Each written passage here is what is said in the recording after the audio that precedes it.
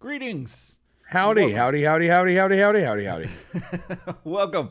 This is Turtle Soup, the internet, nay, the world's only community-supported podcast dedicated to the ongoing journey, Ryan, of the Teenage Mutant Ninja Turtles, all the way from the beginning until, let me see, which one am I going to go with? I'm going to go with this one. It's a long walk, so bear with me. Until Farmer Greg calls me on and interrupts my nightly dinner viewing of Veronica Mars on a Thursday night to tell me on the phone, Ryan, this is a phone call, not a text, to tell me, hey, I was just calling to see if you were looking forward to the weekend like I am, because I can't wait for it to get here. And then I was like, what are you talking about? Okay, yeah, sure.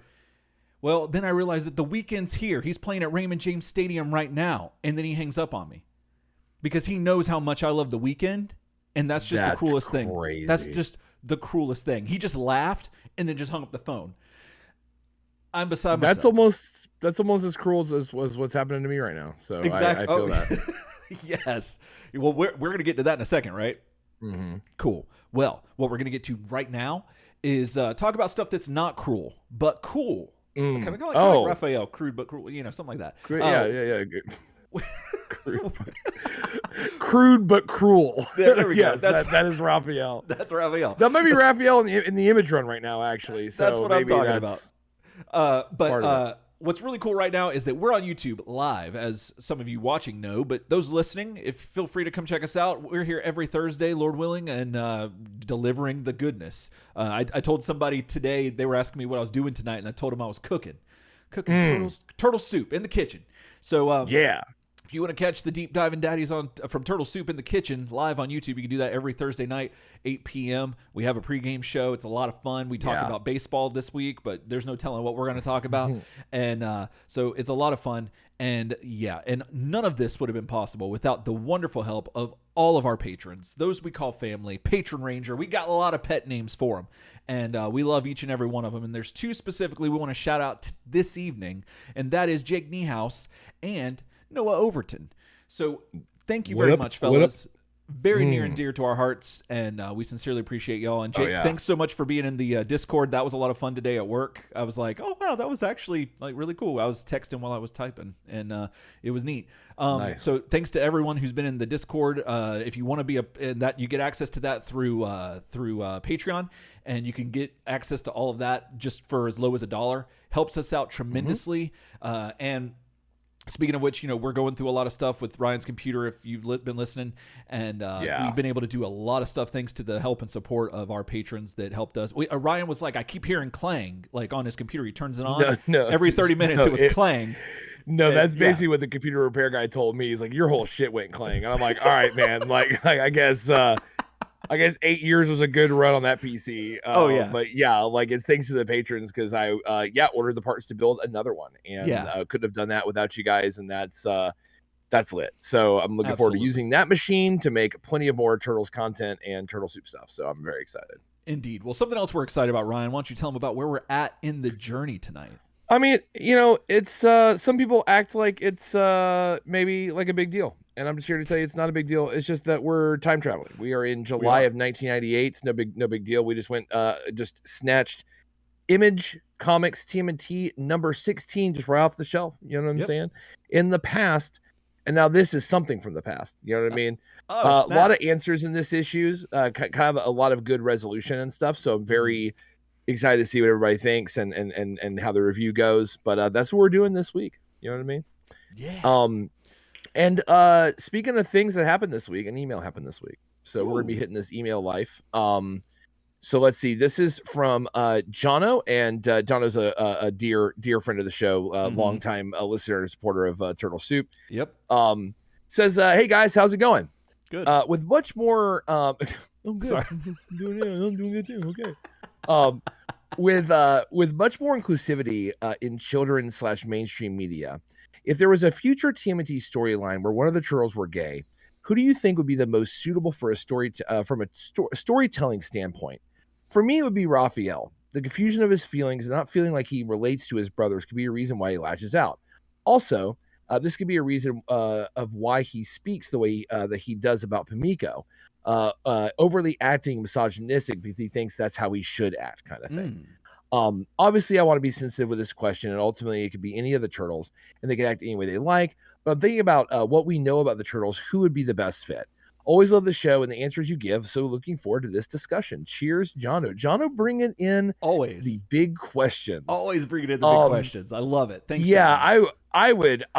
Oh my God, if that were to happen, just the one whole half of our political world would be crying out loud so bad. And I think I want to start this off by saying that like there's a thing that is not I guess necessarily bigotous about people having problems with big changes like that, right? Oh, right. Like that no turtle has ever before shown any proclivity toward being like really anything but straight. And let's be 100% honest, the turtle sexuality is not really ever explored much. Not much. No. It has been, right? You've got Donnie and April in 2012.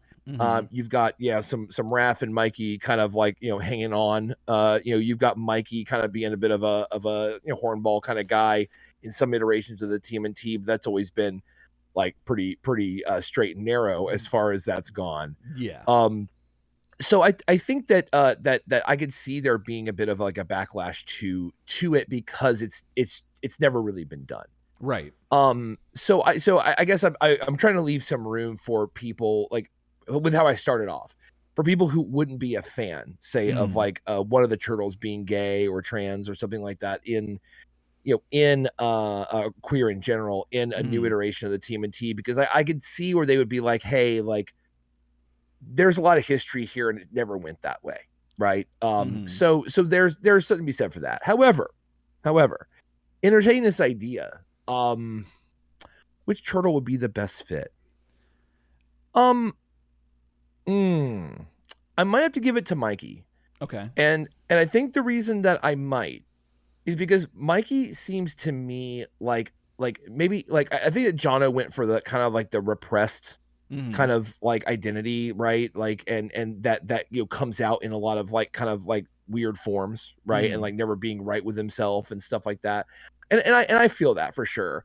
I think I would take a take more at the Mikey side, where I could see Mikey possibly being like bi or having some other kind of identity that's not like, say, just straight like hetero. Because he seems like the kind of guy that like that would be open to all that. He seems like the kind of guy to me that would almost like be the one that didn't question that in himself. Yeah. And was kind of like, no, like I've always kind of felt this way. And like you all kind of talk about girls, so like I do, but that doesn't mean that that's all I'm into. Do you know what I mean? Like personally. That's actually a really good point. Yeah.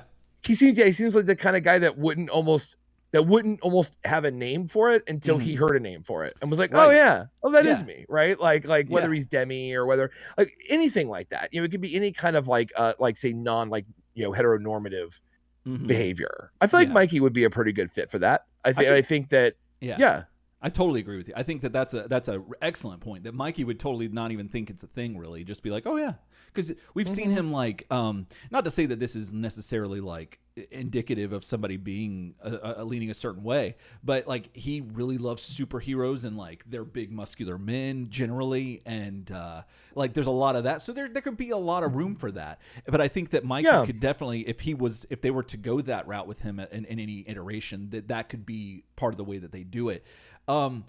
Conversely, the thing about this is really that any of the turtles can, and that's one of the beautiful things about the Teenage Mutant Ninja Turtles. Yeah, is that the way that Kevin and Peter designed them and made them just from their core, they're so like malleable that like they can be. They can fill all these different gaps and be whatever you want them to be, essentially, and they fit so and work so well, especially together as a unit, and. So you can go with Mikey and Raph because they're the most extremes.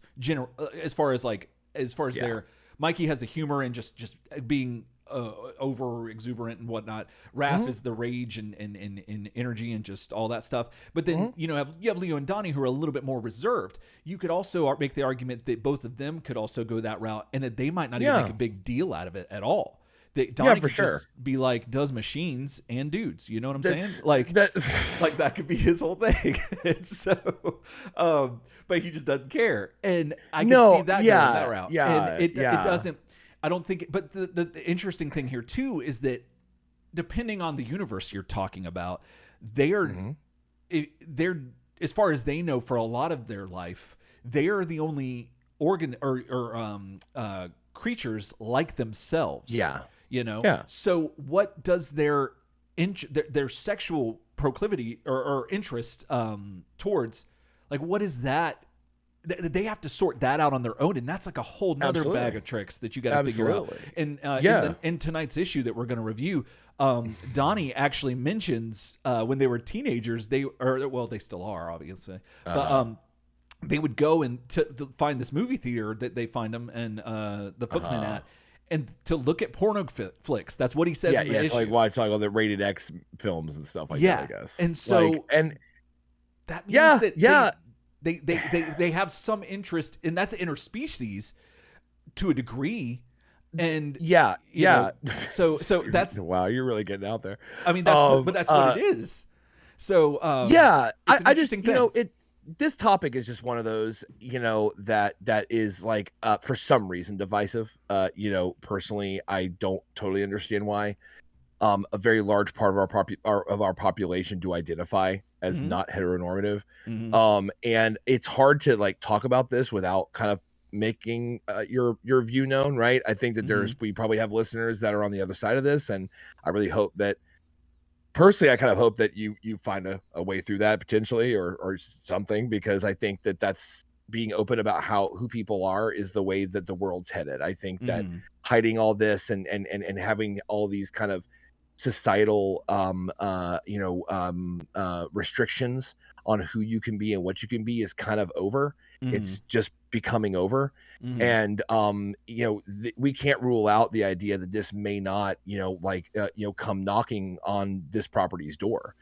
And as long as it's done with respect, and it's done in a way that respects obviously the character and the people that this character is representing, I think that you have to be kind of open and accepting of it. Everyone's free to have their own opinion, but your opinion stops at someone else's rights and someone else's liberties. Exactly. And that's how I feel. And, absolutely. So it's hard to get into this without this, because I just know that there are people that are maybe been raised in it, have a different upbringing, and, have their own opinions about this, and you're free to have those. Absolutely. But yeah, I think that the way things are headed, and I hope that this is the way things are depicted, is more like how life is. We're like a lot of people that, frankly, are not heteronormative. Whether they've told you, whether they feel comfortable telling you, whether they're out and loud, whether they're not, it's just true. So I think that we're entering a kind of an interesting period where like it's big news when a character is gay, because like somehow like everyone's supposed to be straight, and that's how it is. And there's a lot of awful things said about the intention of making people diverse in their sexual identities, in media. A lot of really terrible accusations that you hear about what Disney's doing and stuff like that, which I think is just tinfoil horseshit, in my opinion. I think that we're in a bit of a culture war about it, and I think that hopefully eventually characters are just going to be like this, because everyone knows someone who's not that. Right. And then you realize that like heteronormative isn't the normal. Yeah. And then all of a sudden it's like you judge everybody based on their own thing. Yeah. Like it's literally like that's part of someone's identity, just like I like baseball, or I don't like Marvel movies, or I love Marvel movies. It's the same thing to you. It really should be. And I think and I agree with everything you said. But I think a big thing that we're seeing, especially in properties like the Ninja Turtles, and I read something today, I forget, I think it's in one of the groups we're in on Facebook, that somebody had posted something about, somebody had said something about gargoyles and how that they wouldn't have, if gargoyles came out today, like just the exact same way, nothing was changed. It was just like new TV show, Gargoyles, and animated series or whatever, and everything was the same.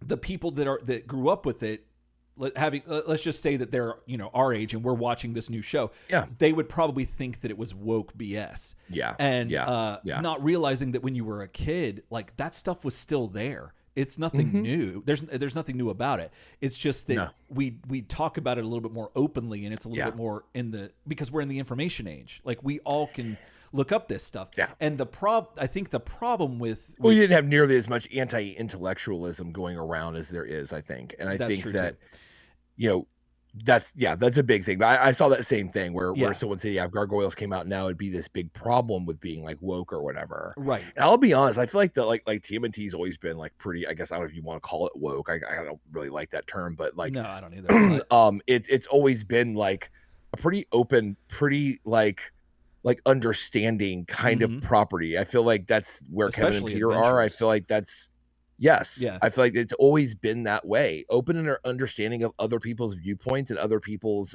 lifestyle and their identity. And calling it a lifestyle even is something that's really gone out of fashion, right? Because like lifestyle indicates a choice. Right. Like, and I just, it's just becoming apparent that that's not really what that is, right? Like it is an identity. It's what makes you.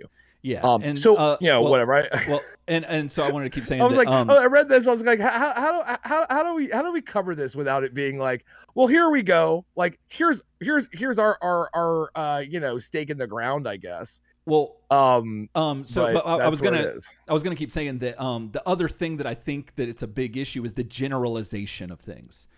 We as humans, we like to associate and we like to generalize because it helps us it helped us evolutionarily to get to where we are today, for better or for worse. And so I think that deconstructing that is what a lot of America is having or not just the world, I should say, is having an issue with. And that's something that once you kind of get through, and it's very difficult. So I don't want to begrudge anyone who's going through like having to like recontextualize what you think about like what should and shouldn't be, because that's very difficult. So like very difficult, so there's no hate at all there because it's, we're all one big learning gang. So like we need to try to be more open with that because it's a thing. Things change, and our beliefs construct our identity.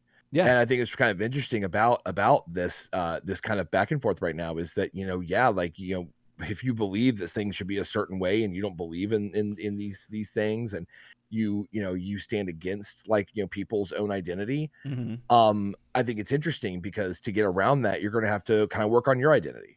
And that those beliefs, like you're saying, those beliefs that are so deeply held are part of your identity. And it's the same struggle to alter the fabric of who you are, right?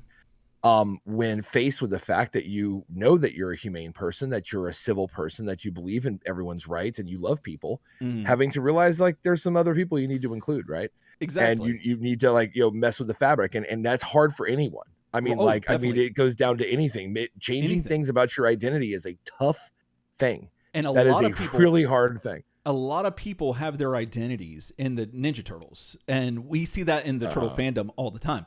A lot of people, especially our age, have their identity in the 1987 animated series. And what they like is what they like. Yeah. Anything other than that is just, it could go either way. They either hate it or they love it. And it's the same thing with the Platinum Dunes movies. People love that and hate it. But like it's still, I don't mean to denigrate any of I'm just trying to draw a similarity that it's that people are allowed to like what they want to like, and it doesn't really it shouldn't affect you or what you like unless you want it to, but it doesn't mean anything in a sense when it comes to that. Because I know somebody posted in the Facebook group, I think it was John Klein, about people calling other people the Kawa boomers and stuff. Yeah, and I was like, it's funny, but it's more fractiousness, right? It's more fractiousness, and it's a thing where you gotta, in my opinion, you gotta kind of default to letting people live their lives and not interfering and impinging on those freedoms and on those things that they do. Yeah. Whenever I see, I'll share this personal one, whenever I see someone, clutching an American flag who is also a bigot, that always is a really hard thing for me to see, because you hold these freedoms. And you fetishized this country, frankly, and you look down your nose at other people's liberties, and it's amazing that can exist. Yeah. And if you feel like that's you, and whatever, like, know that I love you, and then know that like there's things to do about that. You don't have to come over and become like a zombie on the other side, and I'll just give up everything I no. believe. Like a lot of like the core of what you believe is good. The core of what you believe is you. That is right. It's just we gotta And not, I mean, interfere and cause other people to have fear. right. And to have and to fear harm or fear not being accepted, because like life's too short, and It is. and it's way too short to be hung up on what other people do, right? I mean, like, and so I mean, I loved the Raphael and Ninjara stuff, and they're two separate species. And not even mutants. Like, they weren't both just mutants. Like, they were. She was just kind of sort of not even really an alien species, just an ancient species. No, she's just an ancient fox. She's not a mutant. There is like weird xenophobia from her toward Raph in the beginning of her thing. Absolutely. Because there's like it's kind of racial. Yeah. She's like, no, I am a whole. I am not a mutant. You are a mutant freak. And that's how things start. Yeah. And once Ninjara kind of sees that like Raphael's legit and that whatever, she puts a lot of that aside, and she's able to eventually love this guy. Right. Yeah. Because when you see the humanity behind people, and that's kind of one thing I've seen from people that aren't as inclusive and are very, kind of against people of a different identity. I kind of find that the truth is they just haven't been around a lot of actual people like that have openly been like that, and kind of like they've seen through and gone like, wow, so you're not a monster, right? Yeah. And that's the thing, and that's a big thing in TMNT. That's a big thing in TMNT in general. Like we're in a property full of monsters. They're all monsters. Yeah, exactly. Like a mutated turtle that is like 5 foot and packed with muscle is not cute. That's not anything close to what you've ever experienced. Yeah. Right. No, like that is a different deal. Master Splinter, dang old Burt Cheeto running around. You've got like you've got characters like Leatherhead, right? Where like in especially in the 03 series, who is a gigantic, like a kill-a-man alligator who is a genius. Yeah. Right. But he has anger issues. He has things like that, right? And like, so we have these characters in the TMNT property that are really like kind of like analogs for acceptance. Yeah. Right. Like it's the fact that the turtles have to strike hard and fade away into the night lest we're caught. Right. That's Mirage 1. You know what I mean? I almost feel like I'm quoting scripture here, but it kind of is TMNT scripture. But yeah, we strike hard and fade away right into the night. Like that's the idea of like, even though we're out here solving and helping people, we're not accepted by those people. Right. Like, and so that's run all through this franchise, is the idea of acceptance and understanding of things that you don't understand, that feel like they're of the other. Right. So I guess that's my perfect fitting endpoint to this. Is this franchise is full of messages of acceptance, messages of understanding, and messages of frankly personal freedom. And so I don't see where a storyline like that would not fit in. The last thing I'll say is just like how Eric and I aren't big fans of the Platinum Dunes films, but M. Wilson stands those things all day. We can like different things and still get along. Yeah. Right. And so if this inclusivity kind of like toward queer culture and other stuff were to come into the TMNT, guess what? It's an iteration. Yeah. It doesn't change. It doesn't go back and ruin your childhood or any of that bullshit. It doesn't do any of that. No. It's just a different interpretation, a different lens. We talked a while ago about how the James Bond films are kind of heralded for all being like a little a snapshot of their era. Right. Oh yeah. That they're just all the trappings of that era. They're like a time capsule. Absolutely. And that's how safe your old stuff is. It's all there. It's safe.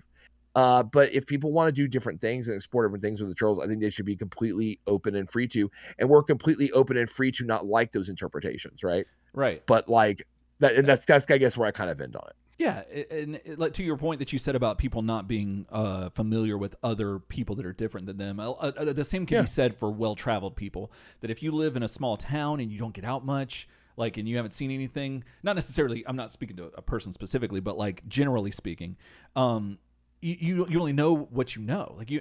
We're in the information age, so Now, that's how it used to be back in the day, but like now the wealth of knowledge is just there. So once you see that other cultures have been like going for since the beginning, that there's people are doing things differently than you, doesn't mean they're wrong.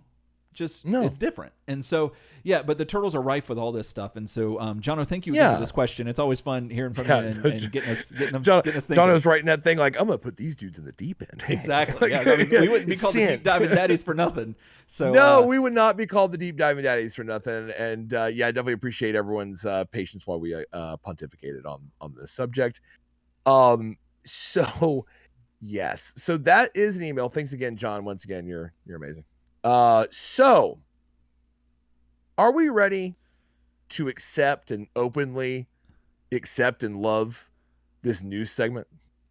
I think we are. News. Okay, let's do it. News.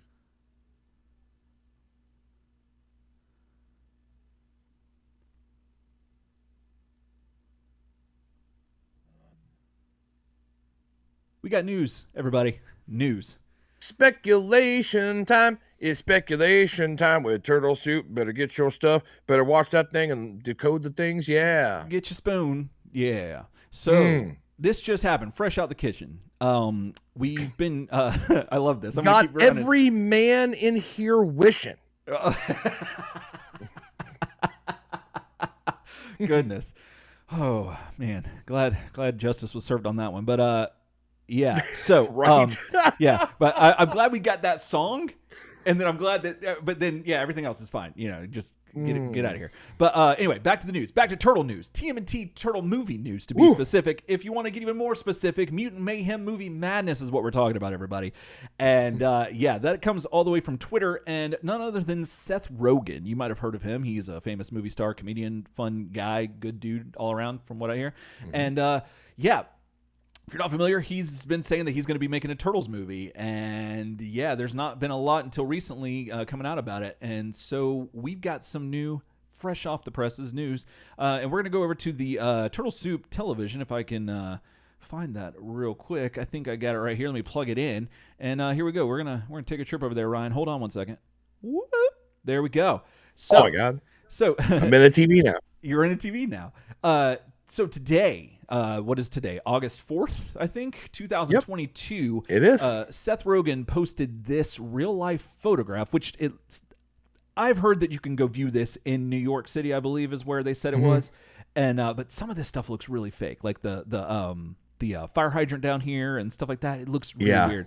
But nevertheless, he posted this image, and this image says Teenage Mutant Ninja Turtles, and it's a certain font, which I believe is going to be the logo for his upcoming animated or CGI movie for the Turtles. And it says Mutant Mayhem, which is going to be the title of said movie. It also says only in theaters August 4th, 2023, which is exactly 1 year away. Yeah, 1 year away. And so around it is and Mutant Mayhem is in mutagen, obviously, to indicate of course. That's how we get them. I mean, of course. So that's what they told us. That's what they told us. And they keep telling us on the side, they've got some art, like some graffiti-esque, more like doodles that were just painted on a wall kind of thing. Yeah. It says Turtles Rule. We've got an image of here. I'm going to see if I can zoom in on this real quick.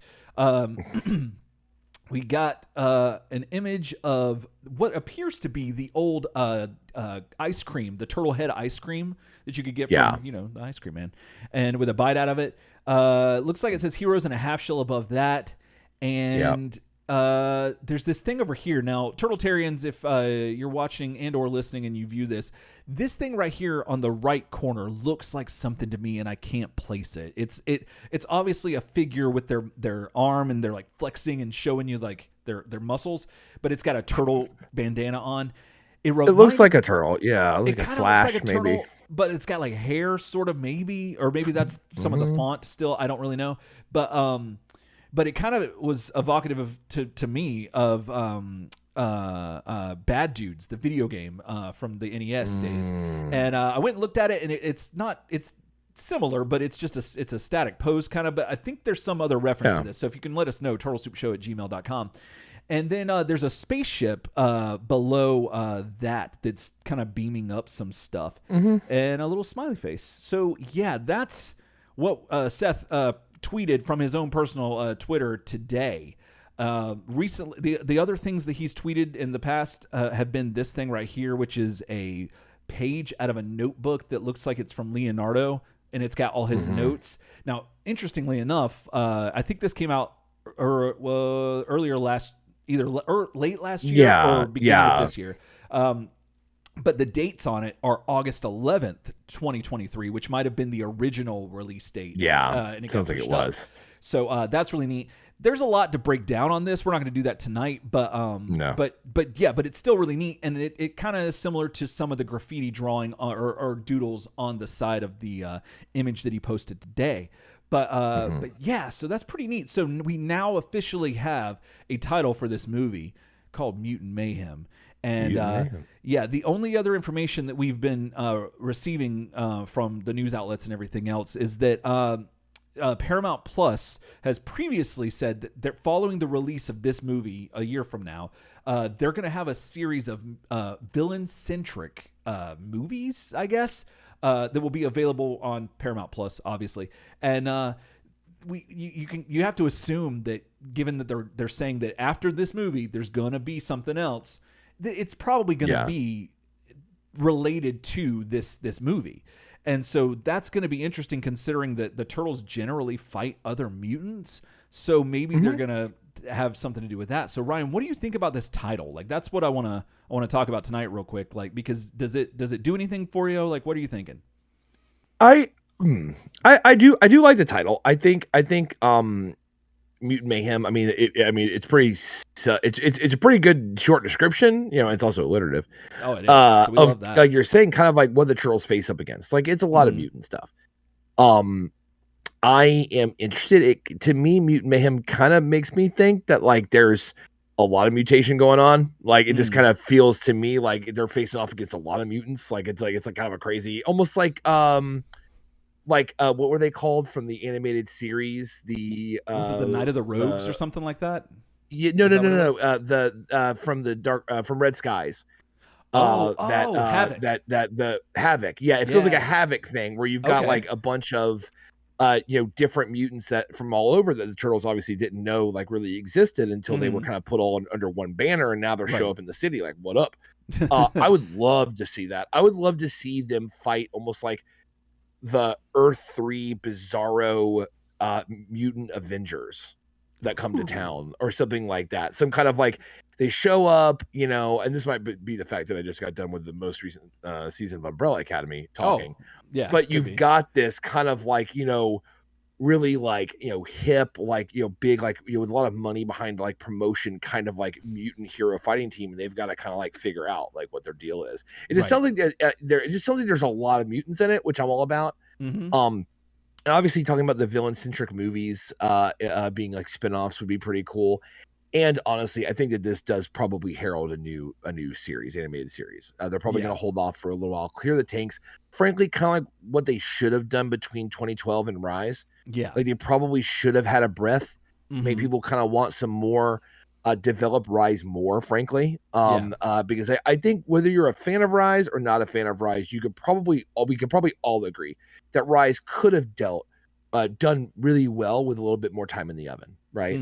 So chill this out, like, let it take a breath again, because, the Turtles do, as we've seen, come in waves, like the property is evergreen, but you got to have that forest fire, and then you got to let it, die down for a bit. Then, new stuff grows from that. Right. And I do like the idea that like Rise is done. We've got the Rise movie coming out very soon. I think someone said tomorrow. It's very, very soon. And, so you've got that. So it's a great send off. Let that chill out while we wait a year, and we wait. And then if you've got a series developed off of this kind of Turtles, I would be very interested in it. A new refreshing take and stuff like that. But everything I see, I like. I think that like obviously Seth Rogen's put a ton of work into the stylistic design of like what this is going to be. Yeah. There's just a lot of flavor, like in that, like kind of that note, that kind of like sketchy kind of notepad, document he released, that image. Right. Also, just in the art that they're displaying now for the movie and stuff, there's just a lot of that going on, which is like it just feels very rich to me. It does. Obviously, who knows if it'll be great or good or not or whatever, but can't say there's not a ton of flavor being put into it. So that's got me hopeful. And a good, nice year waiting for more Viacom product, like animated product. I think that's just a nice, good, cool off period. Absolutely. So I'm liking everything that I'm seeing and hearing. Me too. And I'm glad that they're going with a CGI approach, because it's it leaves, there's more wiggle room, like and less things to be offended by, I guess, because like when you're dealing with like real life, like like live action stuff, you have to worry about like the actors and like what kind of stuff they bring to the table, like just personally as well as their talent wise. And then, not to say that there's not talent in voice acting, because there certainly is, but you can overlook a lot more of that in voice acting, I think. And so I'm definitely looking forward to that. I'm really not looking forward to having to get a subscription to Paramount Plus. Nothing against them. It's just I don't want to have to get another one. Just another one. Yeah, exactly. Another one. You know what I mean? Like on top of everything else. Yeah. So other than that, but I'm a huge proponent for movies and TV shows going hand in hand, much like the Marvel Cinematic Universe is doing to great effect. Yeah. I wish that Game of Thrones had been that way in some form or fashion. And I think that a lot of our media and a lot of the things that we love, like different graphic novels and comic series and stuff like that, could benefit from that treatment. And hopefully the Turtles this could be the starting point of that. Now, I've heard some people say that there's a rumor that it might be a continuation from the 2007 movie that was itself, if I'm not mistaken, a continuation of movie 1, 2, and 3. And I'm not the biggest fan of that. I think we need to let that kind of lie and just be its own thing. And I like this being a fresh new start, and it's very much in the same vein as how, again, Marvel has handled Spider-Man, that like they didn't give us an intro story, origin story. That's the word I was looking for. Sorry, it was in the percolator somewhere in there. No, the newest Spider-Man films are awesome because they're just like, here you go. Yeah, here you go. And that's we all know it. And the thing, see, we were talking about this in a previous segment, but like, I hate to keep saying it again, but the sense we're in the information age, if I can get it out, we have our phones. If we want to find out like the origin of the Turtles, we could just Google that. Generally speaking, most people you could literally like go in like a Seth Rogen style film.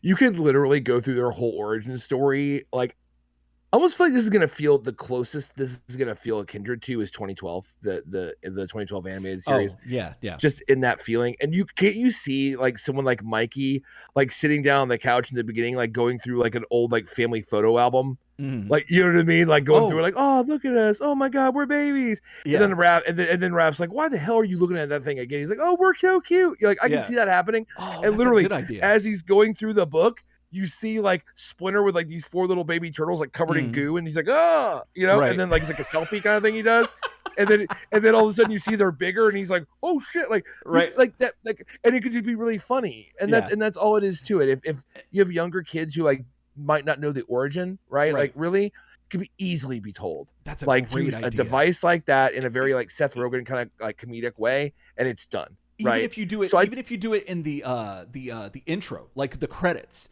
Like you have it like kind of like how I think Miss Marvel did that with some of her intro stuff, where they showed the drawings and things like that to kind of explain some stuff, and that would be awesome. And if you want to show the Turtles in a can, Seth Rogen, holler at us. You can use our soup can logo, and you can put the Turtles in that. We're totally cool with that.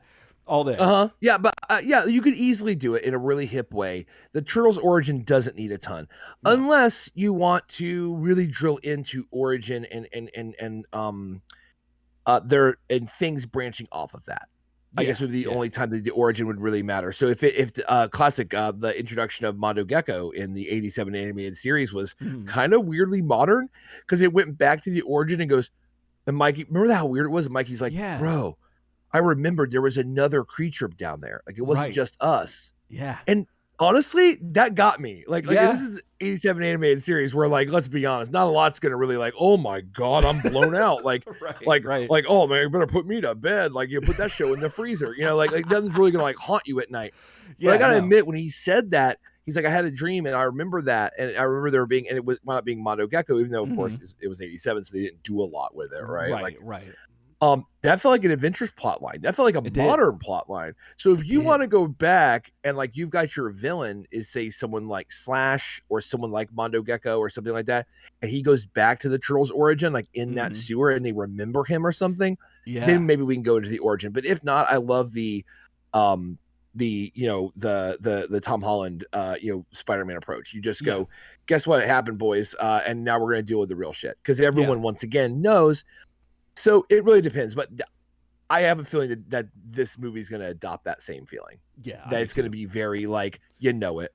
Yeah, like we might make a reference to it to clue some kids in who don't know, but all you need to know is rat in the sewer, mutagen. We grew up. He turned into a rat. Thank you very much. Human origin or not on Splinter, and because we're animated and stuff, I don't care. That's the other thing.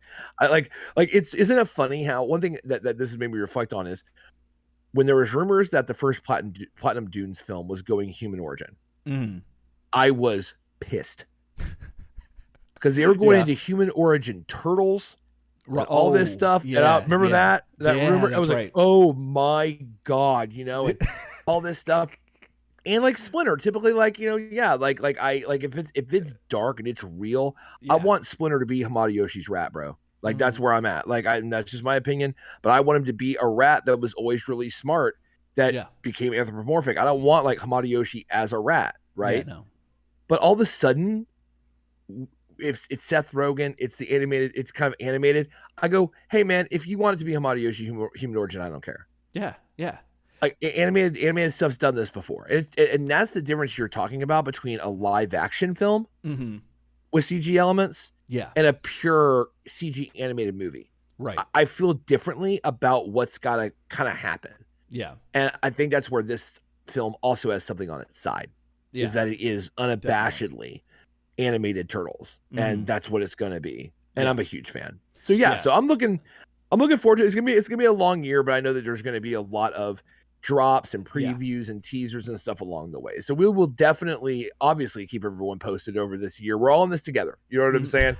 We're all in this year until only in theaters. You know what I'm saying? Only in theaters. Only in theaters. Isn't it funny how they have to say that now? I know. Like they have to say only in theaters now because like it's assumed like, well, I mean, it could just be streaming because that's how things work these days. Exactly. But we'll definitely keep you guys posted on all that stuff.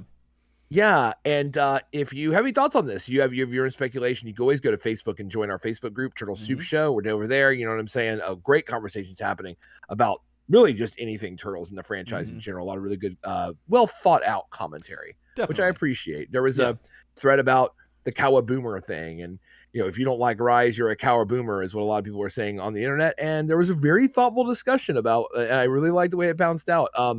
You can always email us at turtlesoupshow@gmail.com. That's where you can send any stuff or comment on this video. And if you're watching this video, like and subscribe. You know what I'm saying? You hit that bell icon, and all of a sudden you're like, oh my God, Turtle Soup did another one. And you're going to want to be subscribed with that bell icon because, like, we got a year in this. You know what I'm saying? So, like, you're going to want to get up to date on those update videos. You know what I'm saying? So do yourself a favor and hit that old bell.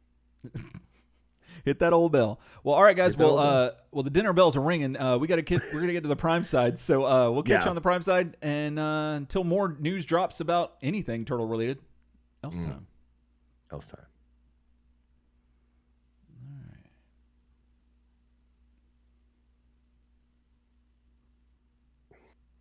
And we're back. Goodness, sipping on the TV. Sipping on the TV. Ooh, goodness. Yeah. Oh, so many comments, guys, especially through our email segment too. So many comments to catch up on. Like I feel like we could do another hour on just going through the comment thread again. So thanks everybody for being in the comment. We can't obviously read a lot of these, all this out. But yeah, just a lot of really supportive stuff that I like to see during the email portion. I thought it was really cool. A lot of people, hopping in and John Clemens saying, "Oh, Raph's anger screams closet case." Signed, former closet case. Oh, dang. And Jake Neal says, "Oh gosh, no wonder he was the one singing 'Walk Straight.'" You know what I mean? Like, walk straight. You know what I mean? Like, walk straight. No need to mutate. Yeah, and just a lot of people just having, like, honestly, just a lot of really good, like, supportive talk in the chat during that segment. I really appreciate that, you know, and I know I speak for Eric too, because it's super cool to hear that, you know, because there's a lot of people that don't feel that way, and you know, and once again, if you don't feel that way, then hey, you're still welcome to the show. Just saying that it feels good to it feels good to feel that kind of support and stuff. Let's see. So then, let's see here. Then we're getting into. Was that the A-Team theme song? No, I was just doing a thing. Oh man, I was hoping that was the A-Team theme song. Jake Niehaus really liked the classic TMNT ice cream with the bite out of it in the in the Mutant Mayhem poster. I thought that was pretty cool. Yeah, that's a great touch. Oh yeah. Chris Garvey's going to buy some bacon for breakfast dinner. Be back shortly, bro. Breakfast dinner is so good, bro. It is. We made a mess of breakfast for dinner the other day on the flat top. Man, I'm talking eggs, bacon, pancakes, bro, on that flat top, and it was so damn good. Man, it was just so good. Father Preston spoke very highly of your cooking, by the way. At band practice the other day. Just FYI. Did he really? Yeah, he spoke very highly. He's like, I don't like ribs. I don't even like my own ribs, like the ones inside me. But Ryan cooked them up, and they were great. So Turtletarians, that's awesome. If you're ever in Florida, holler at your boys, and maybe we can get old Dad on the show. Well, I want to put it out here, obviously to you and over to, you know, obviously Shannon, your wife, and whatever. They're like, you know, like, I don't know. Like, you know, like Eric, Preston comes over on Saturdays. Usually we watch the Rays game and like have dinner, and you're obviously invited. Like anytime you hear about it, anytime, whatever, like you guys can definitely come out. Like we're just that'd be awesome. Doing our thing, like watching the game. And last time we had steaks. We just cooked up. We just had Sam's had a sale on steaks. I was like, hey Preston, you want a steak? And he's like, yeah. And Brad cooked those up for us and stuff. And yeah, we watched the Rays game. There's a lot of baseball talk, so you might need to have your Gumby hat on tight. You know what I mean? Like really, like batten down the hatches. Right. Although you would have a conversation partner in Brad, who's not also, you know, like you, not obsessed with baseball right now. Right. So you know he's good. But I'd have to get your take on fake meat, Impossible Burgers and stuff, because you know my wife. That's right. We got the veggie tail. I'm pretty. I can run that plan. I'm a pretty big fan of them. I can slap one of those on the thing. I'm not a carnivore, you know, like so, you know. But I eat the fake meat too. I eat I haven't really had much of the fake meat. I've had a little bit. It's all right. You know, like but I mean, obviously we can make accommodations. You know what I'm saying? It's got to arrange. You know what I'm saying? It's like that wedding shit where it's like, if it was a vegetarian, let us know. You know what I mean? Like it's kind of like that. And Wilson's here, old dad in the building. Ooh. Jake Niehaus, unpopular opinion perhaps, but TMNT 2007 really didn't do anything for me. So I'm hoping this one scratches that animated movie itch a bit better. Yeah. Joshua Toy, what do you think this movie will be rated? Probably needs to be PG or PG-13. That's something they. It's really almost got to be PG. It's almost got to be PG. It's really hard for me to think that they won't let it be PG. What's the 13? What gives it the 13? Is it one F word or is it like it's blood? One F word. Also like depictions of like smoking, a certain amount of like well, they better not go to the scariness, astral plane. Jump scares, stuff like that. Like can get you. They rate more. It's funny. They rate so much more now based on content. Oh, okay. Straight content. You make a movie scary enough, it gets a 13. Like a kid's scary where they go, some kids might be disturbed by that, which I think honestly based on content is probably the best way to rate movies in a way. It's scarier to me because it's like, who decides what is content, right but you know, right, versus like just the metric of like, oh, one F word, oh, did you use the F word? Well, that's a 13. Did you use it more than once? That's an R, right? You know what I mean? Like because you could just flout that and be like, cool, no F words, but this is The Conjuring, right? So whoops. Yeah. You know what I mean? Like guess your 5-year-olds watching The Conjuring right now. You know what I mean? Like, so for content is a thing, right? Like yeah, could you turns out imagine? Paranormal Activity.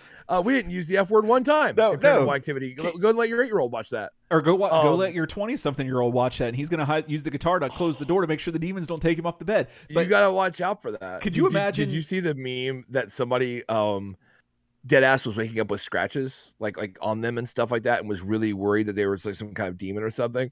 So they put cameras in their room. Yeah. And it turned out like they're just apparently like a super deep sleeper. They're like a nothing can wake me up sleeper. And their cat was picking the door open. Like he shut the door and latched it. The cat was opening the door in the middle of the night and literally like laying on his face and scratching him up and like doing the little making biscuits like on his like neck and shit. And he didn't wake up. Oh yeah. So there's all this like footage and still frames of this cat like all over him and shit. And he's like, it was my cat. Yeah. Apparently I don't wake up for shit. And it was like so funny. Yeah. But it was all like night vision. It felt like Paranormal Activity because it was all like night vision, like, you know, kind of like camera where like obviously he had a camera that had like a big like gain booster on it. Right. So it looked like Paranormal Activity, but it was a cat. It was so hilarious. Funny. Yeah, it was beautiful. See, I wake up with scratches all the time, but that's because my nails are weird. So and like I'll just like try to get my hair out of my face, I guess. Dude, and Shannon's like, "What happened?" To get you some baby mitts, like for little babies. You totally do. You know, how babies will like absolutely destroy themselves if they don't have those little mitts when they're really little. Yeah, that's how I am. Because I understand why you ran the mitts because I ran the mitts with my kids because trim a newborn's fingernails. I dare you. Well, never. One you take preferably. Doesn't matter. You take a look at the finger and you look at how teeny baby those little, and they're sharp little nails, but how little they are, and you're like, I am not cutting that. Yeah, no. Yeah. Because I will absolutely go into the quick and like destroy this child's life. And this baby is like dead ass like 5 days old. Like you'll never do it. Right. But what if you did that and like they're so used to pain now, like nothing stops them. Like they're impervious because of all the pain they felt from you doing that. Oh my God. That'd be pretty great. Let's see. Yeah, just a lot of great comments, guys. Jake saying Mutant Mayhem NC-17. Oh my Lord! Goodness. Jake says Solo, the G-rated version. Yeah, I don't think that they use the F word in Solo, so that must be great then. Yeah, must be great. Great content. What I mean? God, Jake, do you like Solo as much as I do? Oh my Lord. You shouldn't. No one should like that movie, but somehow I do. I hate it, but I love it. And then there's a whole damn backstory on the South Park movie versus the Motion Picture Association. Yes, no, that's yeah. Go on Wikipedia and read about that one. Let's see. Put some socks on your paws. That's what M says. Yeah, we need to get him. We need to have somebody who can knit, make him a little. Two little booties for his hands, so he doesn't destroy his own face. All day. Well, that being said, everyone, let's go ahead and move into this comic book because it's that time. It's that time. It's for the comic book life. Let me see here. Sorry, I'm working with different screens. Give me 1 second. It's all good. That I'm used to. I'm trying to get arranged here. Man. Okay. We gonna do it so basically? Because I'm excited about that. I'm trying to. It's so weird. I'm trying to see if I look at the comic how far. Oh, that's terrible. Give me a second. Sorry. It's just like August's computer is a laptop, right? Oh, that's so right. I'm not used to that. So like, and he's got he's got like a 13 or 14 inch screen. It's not small. Right. I'm trying to read a comic on it's weird. So I was like, oh, can I get away with putting it on the other side, like on my left side on my big monitor? But I can't because I don't look in toward the screen. Right. Yeah. When I look to my left, it looks like this. Mm-hmm. If I'm reading the comic, but if I look at the comic on this screen, it looks like I'm looking at the comic in the middle. It's behind the curtain, everybody. Yep. But I'm trying to get myself sized up real fast because I read it on the big screen. Oh, okay, yeah, earlier. Yeah. So it's kind of like a little thing. And all right. Why are you? No, I don't like that. But I guess I'll deal. Oh no, I hate that. I can't deal with that. I'm sorry. Give me a second.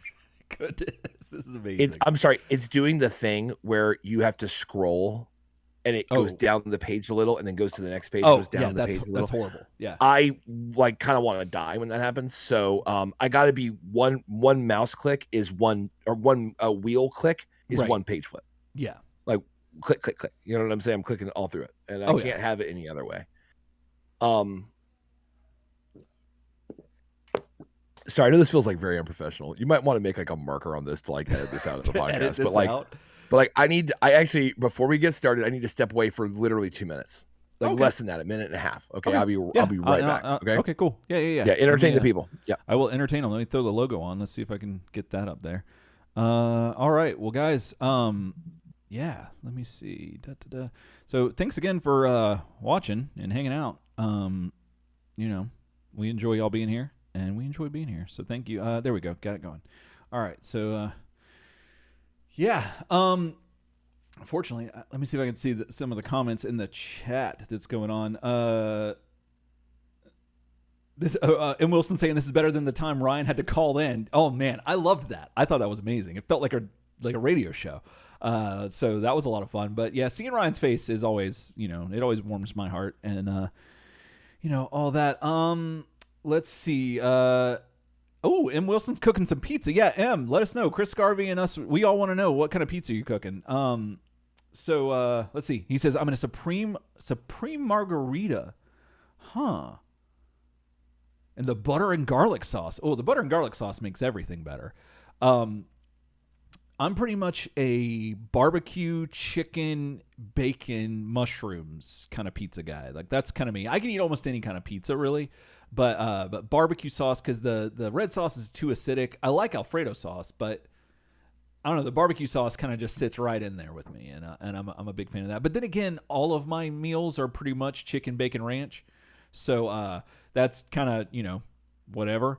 But yeah, so let's see here. Oh, Jake Niehaus is asking, how's Cheeto doing? Cheeto's doing fantastic. Cheeto is my boy. Like he's our cat, and he has been he's been doing this thing lately where he wakes us up in the middle of sometimes in the middle of the night, but more so in the mornings. He's been just coming up and snuggling and just getting into us and like right in our faces, and it's like usually 5 minutes before I got to get up, so I'm really mad, and then I'm like, well, this is the best way to wake up, and the best part of waking up. Folgers didn't quite get it right, because it's probably the second best part of waking up. If you have a cat, the first part is cuddles in the morning. I mean, that's just wonderful. So yeah, and so he's doing great and not trying to leave us anymore. So that's pretty good. Oh, Ryan, you're back. Hello. Yeah, I'm back. Yeah. So is Ryan getting some Grey Poupon ice cream? Fun fact about Em, you talk about stir fry. I just bought a 14-inch wok. Oh, I'm so excited! I'm gonna start like stir frying in a wok. Nice. I'm very, very excited about it. That's cool.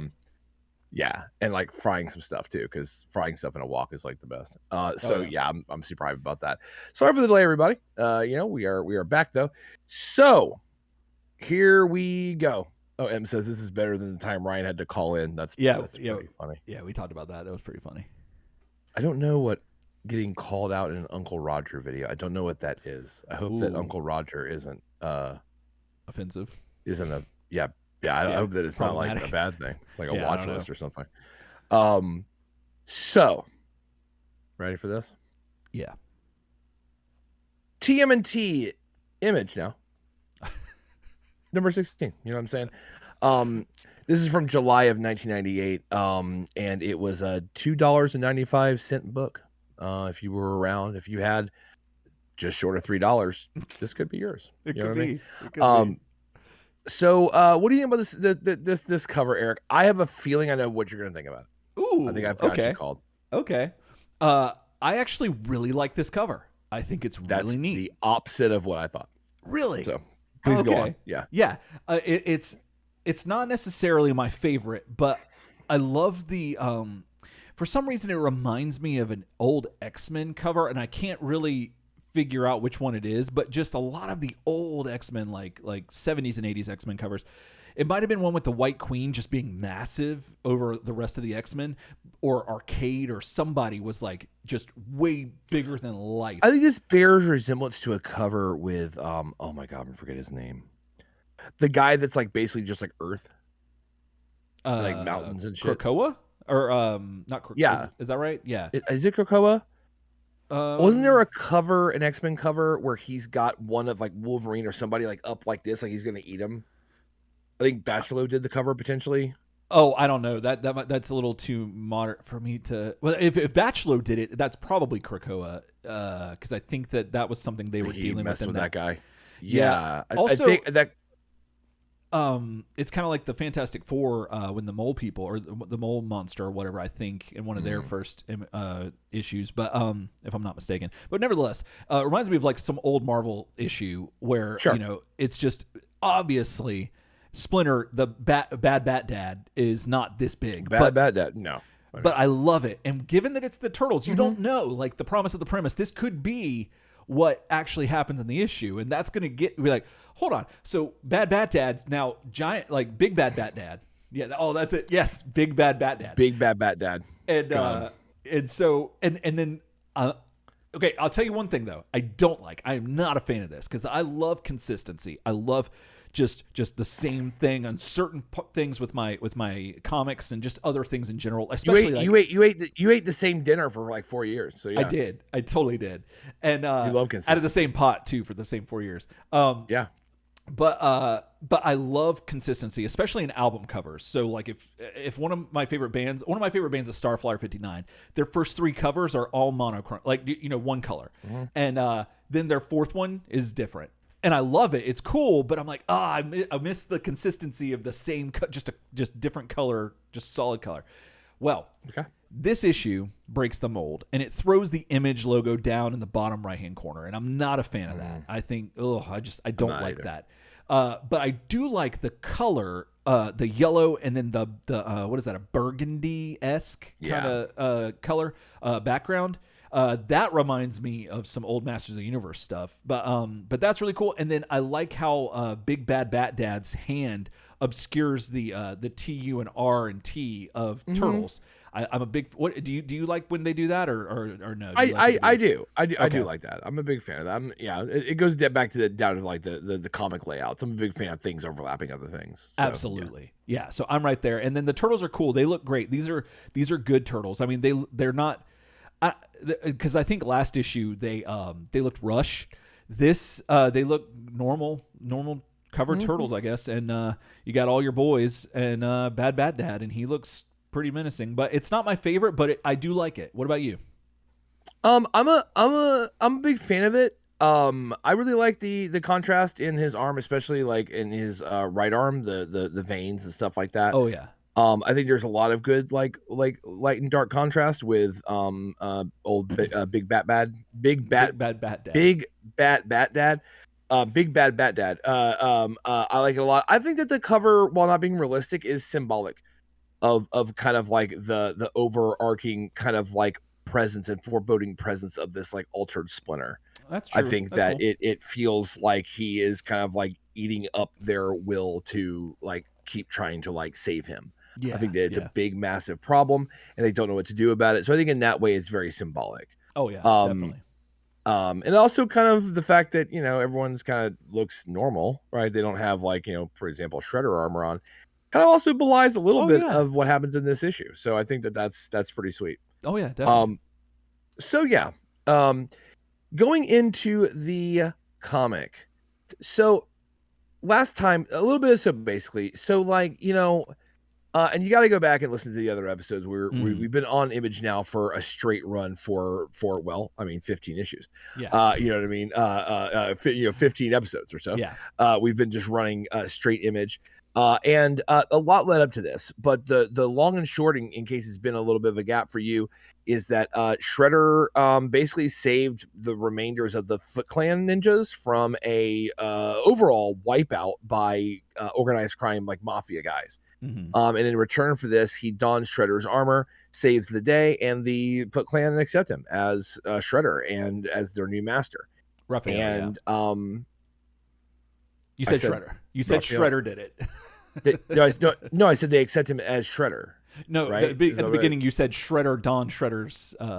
Yeah. Oh, I did. Yeah. Well, that's the thing. Everything else is good. I mean, so they accept Raph as their new leader, but of course he's separated from his other brothers who have been nursing Donatello back from his like whole crazy robot adventure. And honestly, Donnie seems pretty stabilized. Donnie is a robot man now, and he's all himself. The CPU or whatever was controlling the symbiotic AI intelligence is long gone. Yeah. And he's kind of learning how to deal, how to kind of adapt, his armor and body and things and stuff. But last issue, very important. We had a whole mix up on the astral plane. You know what I'm saying? Like everybody got in everybody's body. It was like a very temporary Freaky Friday, which was fine because we talked about if this Freaky Friday would have gone on for a while, I'd have been kind of out. Yeah. Like I just don't have much interest in that in that trope very much.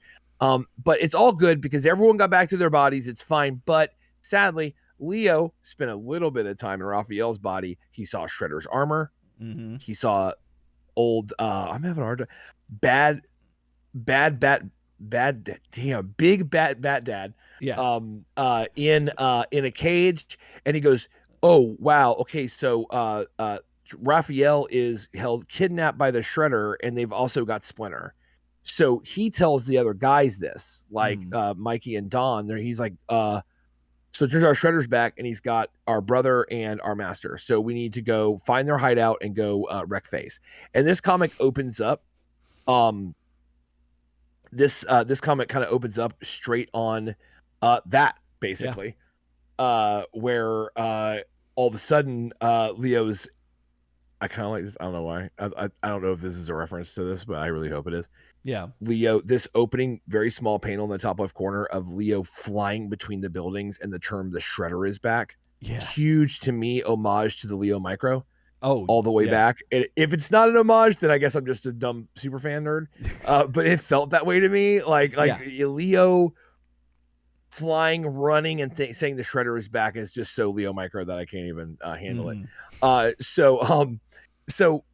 He's basically like, opening up the idea that it might not be like, Orokusaki, that like, or someone's doing an impression of him, because they talk about that, he could be shorter, right? Like that the descriptions that they've seen and stuff like that seems like he's not as big. Right. They're all looking out. Well, the thing is, Leo shows up because Mikey says he found the hideout. So Leo's showing up like, what's going on? And all of a sudden, oh my God, it's Shredder. I got to go fight him. Except, and I love this one-page splash. Really great. Yeah. No, that's just Robodon. Because Robodon's like, oh man, what are you talking about? I was just being myself with my adaptive armor. And Leo goes, take a damned look at yourself. And he goes, ooh, crap, I look like Shredder. Oh shit. Because he'd been thinking about Shredder a lot. Which and he says, like, I've been basically thinking about the Shredhead. I guess I just did this. Yeah. Because I was thinking about him. I love that. But also, like, I probably shouldn't. So he, with a lot of conscious effort, and I love the art here too, in the bottom especially, where you just kind of realize, like, oh my God, like he's like, oh crap, I look like Shredder. And he goes back down to his, like, I guess what we now know is like the kind of the modern Robodon form, saying that ever since the CPU left, it's kind of hard for him to adapt and learn to manually change his armor appearance. So after a little my bad, Mikey shows up and he's like, would you guys like stop? Because you guys are yelling. And we're outside the the hideout, bro. Like check out the hideout. So it's the I guess they're held up in the old Oriental Palace is the name of this theater. And I love that it says 3 rooftops later. Right there. Yes. Yeah, that cracked me up. They gotta hop some rooftops, I mean, that's just what turtles do. So after they got their cardio in, they talk about how they actually have a bit of an advantage here, because they used to, back when they were practicing running through the streets and doing all their ninja stuff, they used to commonly break into this theater. Apparently that was a thing that they did. And to which Donnie tells us all that they broke into, quote, to watch the porno flicks. Yeah, that's your teenage and everyone goes, yeah, you ain't wrong. Yeah. And so that's a thing. and that's the thing is, so Leo says, okay, so the Shredder's in there, and this is where Mikey says, sort of. He's a short guy, no taller than us. Right. And Leo goes, Shredder Jr. Jeez.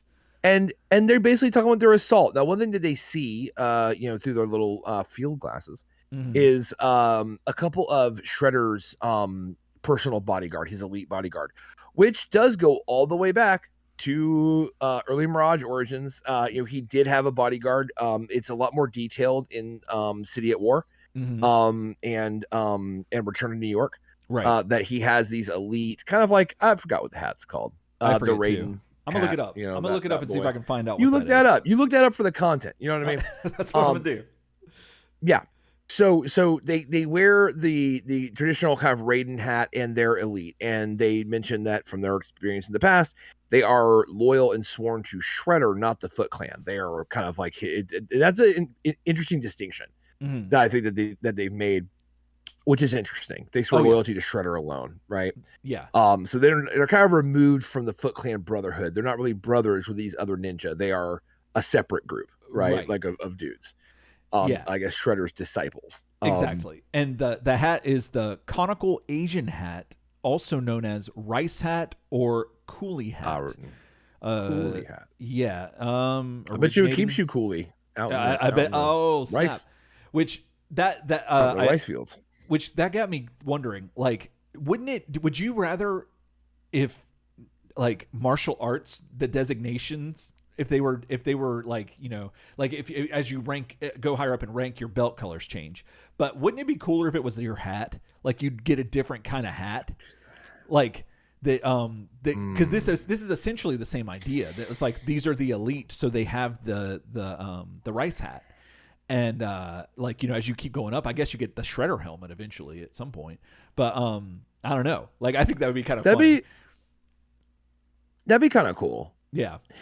Or you could have it where they have like a rice hat, but like kind of like how in college football, for every like a good play or good game they have, they get a sticker, and eventually their helmets are like covered in stickers. Oh, that'd be awesome. For every like guy you beat sparring or a cool like little move you do in the dojo, right. Like you get a little sticker on your little rice hat. And eventually it's like covered. It's like, oh, that guy's badass. Like, look at those stickers. Like you get a little foot sticker, like the like a little round little foot sticker, and it eventually just pepper them all around. Right, like some guys put theirs in a spiral. Yeah, some guys do it like it's interesting. Yeah, I'd love that. Either way, yeah, no, I mean the belts is kind of old school. You know what I mean? Like I still like them. Who needs a belt? Who does? So back from that tangent. So effectively, another thing that happens here is that like Leo and Mike keep like kind of like putting Donnie out of the action kind of unintentionally. That's mentioned a couple of times where they're like almost like they're not used to working with him again. And they're not used to like how his like they don't believe that with his skill set he can be maybe as stealthy as they are. They see him, I think, more as like an Abrams tank, frankly, because he's shown the propensity to, just manifest a plasma gun and just like, surface of the sun nuke shit. Like that's just what he does with stuff. So, but he keeps saying like, hey man, like don't count me out. Don't count me out. And they just keep being like, all right, Mikey, you take this guy. I'm doing this. And Donnie's like, what about me? And they're like, oh, whatever. So they take down the two guards, the two elite guard, and they put on, they don those outfits, right? Even though they are a little too short, a little short for a stormtrooper, basically. And once again, they hop into the theater, and now they look down, and like they're kind of surprised by how few foot ninjas there are. Like it's a pretty small squad, and they are like on the kind of the stage floor, like doing like these like routines and trainings and stuff, and they were kind of like, wow, there's not like a ton of people. Yeah. They must have really been hit hard. You know what I mean? Like that's crazy. And then they see Shredder sitting over in the corner of the stage, honestly looking like a straight boss. A boss. Your boy's got so cool. Your boy's got Bad Bat Dad in the cage. You know what I'm saying? Yeah. Like just chilling. He's got one knee up, like one foot up on the chair, that knee up there. He's got his pitcher because no one wants to get parched out there. You know How what badass I mean? Like, is that pitcher? Like, what do you think? He's got that pitcher, bro. Bro, tea? It's like probably, man, some sweet tea. You know what I mean? Like, I mean, your boy's he ain't here to be parched. You know what I'm saying? Like, I mean, he's got to constantly be yelling at people, like those are the wrong katas. Right. You know what I mean? And crap like that. He's got to do all that shit. So I mean, yeah, he's got his sip, dude. And I don't begrudge him that. You know what I mean? If anything, I think that like more people would be better if they had a big carafe of something to drink all day. You know what I mean? That's what everyone wants. I agree. So yeah, like so they see, yeah, like I think as Leo says, geez, he is short. A regular Napoleon. It won't take much to cut him down to size. Oh, snap. And Mikey's like, I don't know, Leo. He looks pretty sure of himself. Look, he's got poor Splinter in a cage. Yep. And then like at that, Splinter goes like, and like, stop. Like, you're good. Didn't you make that a thumbnail or something? Like, despite all his rage, old bad bat dad is something still a bat in a cage or something. It was on the ticker last episode. Yeah, that's what it was. That really got me. Oh, good. Thank you. On the backside there. So effectively, yeah, like Don's got to flex because the Turtles are like, okay, cool. So we're gonna go down there because we got our stuff on, like we beat those guys up when we got the outfits. Like, we're gonna go down there. Like, so me and you, right? Me and you, Mikey, right? Yeah. And Donnie's like, yeah, man, don't count me out though, because like the problem is like there wasn't a third guy, but I'm just gonna blah, blah, blah, blah, blah, blah, blah, and Kirby crackles a little bit. Now he's just got his own shit. Yeah, got a rice hat. He's got his own like Raiden hat. Probably looks a lot more badass than the other ones do because it's all metal and shit. And he's like, I'm good, which is pretty great. So it says meanwhile, and yeah, like old Shraphiel, is that what we call this version of him? I think so. Shraphiel, right? Yeah, I think Shraphiel is chatting with Bad Bat Dad, being like, and Bad Bat Dad's like, let me out, let Splinter go, because he talks in the third person now that he's mutated, and that's pretty cute. He's like, let Splinter go. Splinter hates this. That's Splinter's peanut butter. Don't touch Bob Dole's peanut butter. And old Shraphiel's like, yeah, man, I get it, dude. I know you hate that shit, but you know, you hate more me. And last time I let you free, you bit my neck a bunch, and I had to have a healer heal me. And like, this is BS. Well, unfortunately, one great thing that old Bad Bat Dad's really good at is sniffing shit, because he can just smell everything because he's old Bad Bat Dad. And he's like, more demons. They sneak up. Oh, they sneak up. And I'm sure the Turtles like, you gotta be it's like all this work out the window. You gotta be. We did all this shit, and then Donnie had to like upstage us with like, oh well, my metal skin just does this, and they're like, damn it, God, that's weird. And then all of a sudden it's like more demons. We're like, I'm really tired. Dude, we talked maybe a couple issues ago about how we're relatively sure that like when like Splinter is talking, he looks like he's written to sound super obnoxious. I bet he is so obnoxious sounding. All day long. I bet you he's like, demons. And you're like, oh my God, dude, like, stop. So I'd like to imagine the Turtles like, you've got to be shitting me on this. Right. But it's okay because they do swing into action pretty quick. They are, Mikey is like, oh, cool. So Leo gave me the job of wiping out literally every Foot Clan ninja down here. That's cool. But he realizes that they're all kind of weenies. He's kind of like, man, these guys are like rooks, bro. Because like I'm whipping that ass. And he does make a comment which I really like about like, well, I'm gonna try not to hurt them too badly then. Oh, definitely. And I kind of like it's a little bit of that like Peter Parker holding something back idea, right? Right.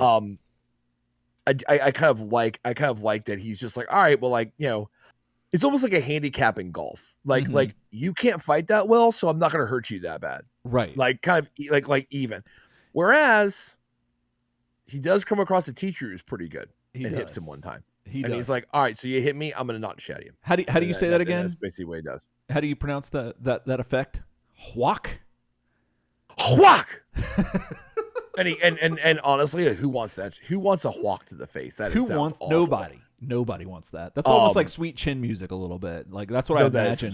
That's what that sounded like.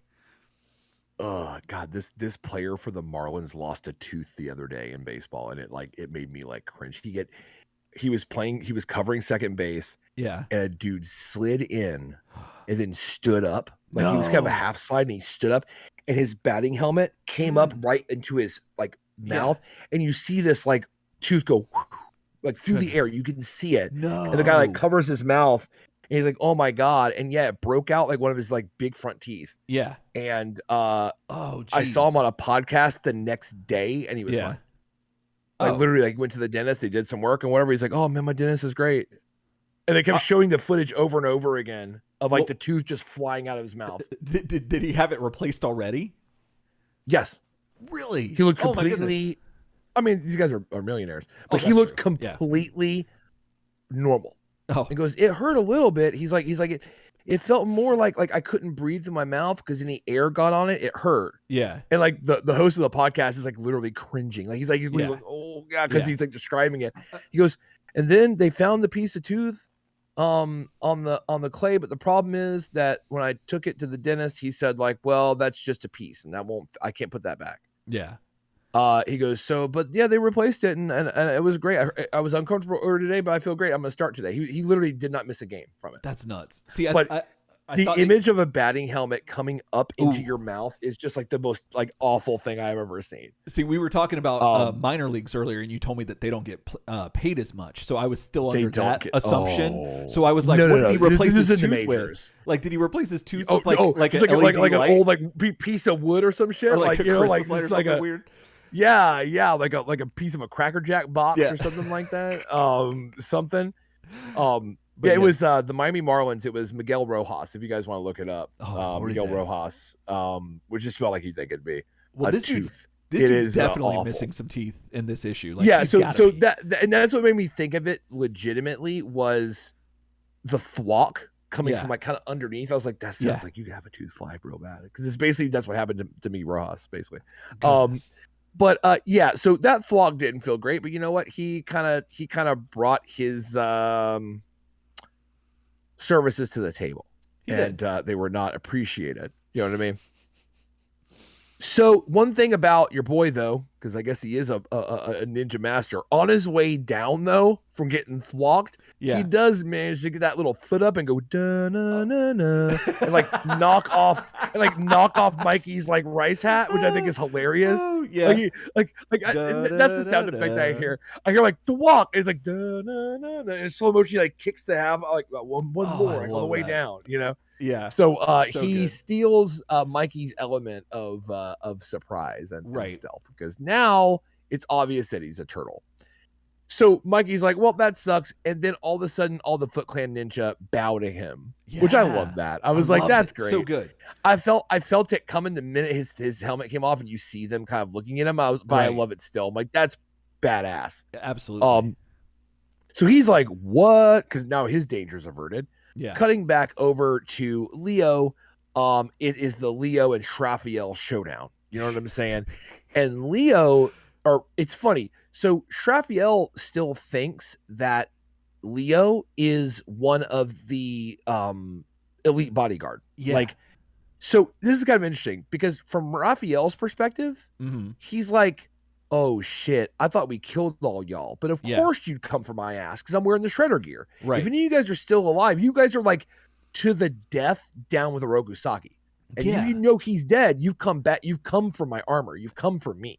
Yeah. And I'm like, that's really cool because that keeps the misunderstanding up.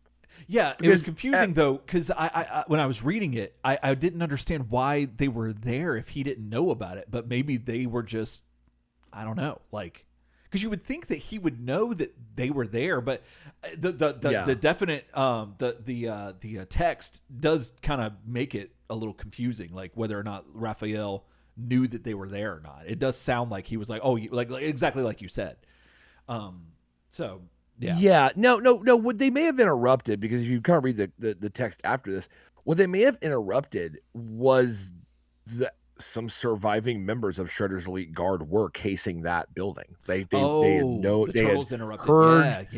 that Shredder was around. They're like, what up with this Shredder? And they were being sneaky. They weren't on patrol. Yeah. They were on the building trying to find a way into it. Mm-hmm. And the Turtles happened to take them down.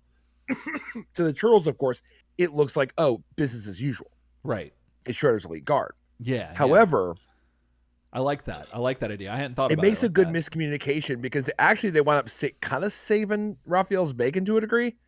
Because not that Raphael probably couldn't have defeated those guys. Right. But 2 Elite Shredder Guard would have been rough. Yeah. And all he has are rookie Foot Clan to back him up. Mm-hmm. You know what I mean? Yeah.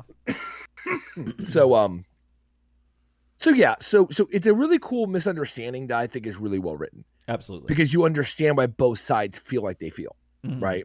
And all Leo is saying is stuff like, "Oh, you have no right to that armor. I'm going to peel you out of it."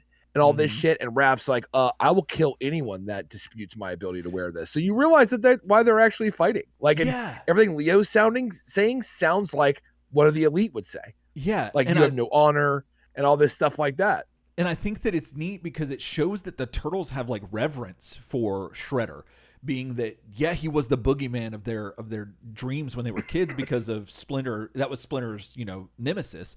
And they're psychically impressed on them. Yeah, absolutely.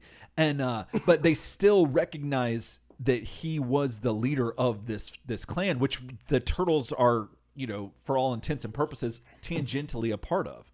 And the reverence for Shredder and his armor, I really appreciate that aspect that they're taking with this. It's really cool. And I love this because this whole moment kind of dissolves so well in the miscommunication. Yeah. Leo says, either you give it to me or I'll peel you out of that sardine can. Yeah. I've already killed Shredder twice, which again, going back to like the whole lineage, going back to 85, that's super sweet. That's a great reference. And he has killed Shredder twice. And one of them was that thin white line. That thin white line. So good. Watch out. Yeah. Watch out for that shit. All of a sudden, so Raph, I love this. Raph is using Shredder's gauntlet armor to catch blades, which is exactly what he would do because he uses the Sai. That's amazing. I hadn't thought of that. That's so good. Yeah. Yes. Shredder like beforehand, like Rokusaki never fought like that. Yeah. Like he typically had a sword and he fought in a way different style. But he's just like, no, I got the armor, man. I've literally got Sais all over me. Right. So I just love that he's got like Leo's blades hooked. It's just really cool. Yeah. So he starts laughing like maniacally. And of course, like Leo still was like, shut up, damn you. What's so funny, dead man? Because he thinks he's got him dead to rights. Oh yeah. And Shrafiel's like, you're Leonardo. I didn't recognize you in that Easter bonnet. And it's the funniest shit. So he like lifts up the helmet and he's like, bro, it's me, bro. Oh my God, do I look as stupid as you do? And like Leo's like, Raphael, what the hell? And it's this whole 9 yards. And so and it's great because Leo's like, bro, we've been worried sick about you, man. Oh my God. And I love that kind of all is forgiven here a little bit. Like it automatically goes into like, oh my God, it's Raphael. That's crazy. Well, because imagine the relief that you're like, oh, thank God. Like I don't have to deal with Shredder again. Like that's got to be. Yeah. And I found my brother that I've been missing. That's like all the birds in one. And I'm all about it because because the comic's been kind of dark with like Raphael and stuff like that. I love that like this panel in the middle of this page where they're both kind of have a hand on each other's shoulders and they're just laughing kind of in camaraderie. Oh yeah. I love this. Oh yeah. Because this just shows you, I like that there's an underpinning of like, look, man, there's a lot more shit stacked against us than this stuff. Like this is genuinely hilarious that that you're Shredder and we're here to kill you. And like, it's just insane. So they laugh. And I love too that there's no element because they could also have made it cheap and had an element of like, oh, but Raph, I'm so mad that you're Shredder because we swore to defeat him and you've betrayed your brothers and all this shit. They don't even play that game. And I love that.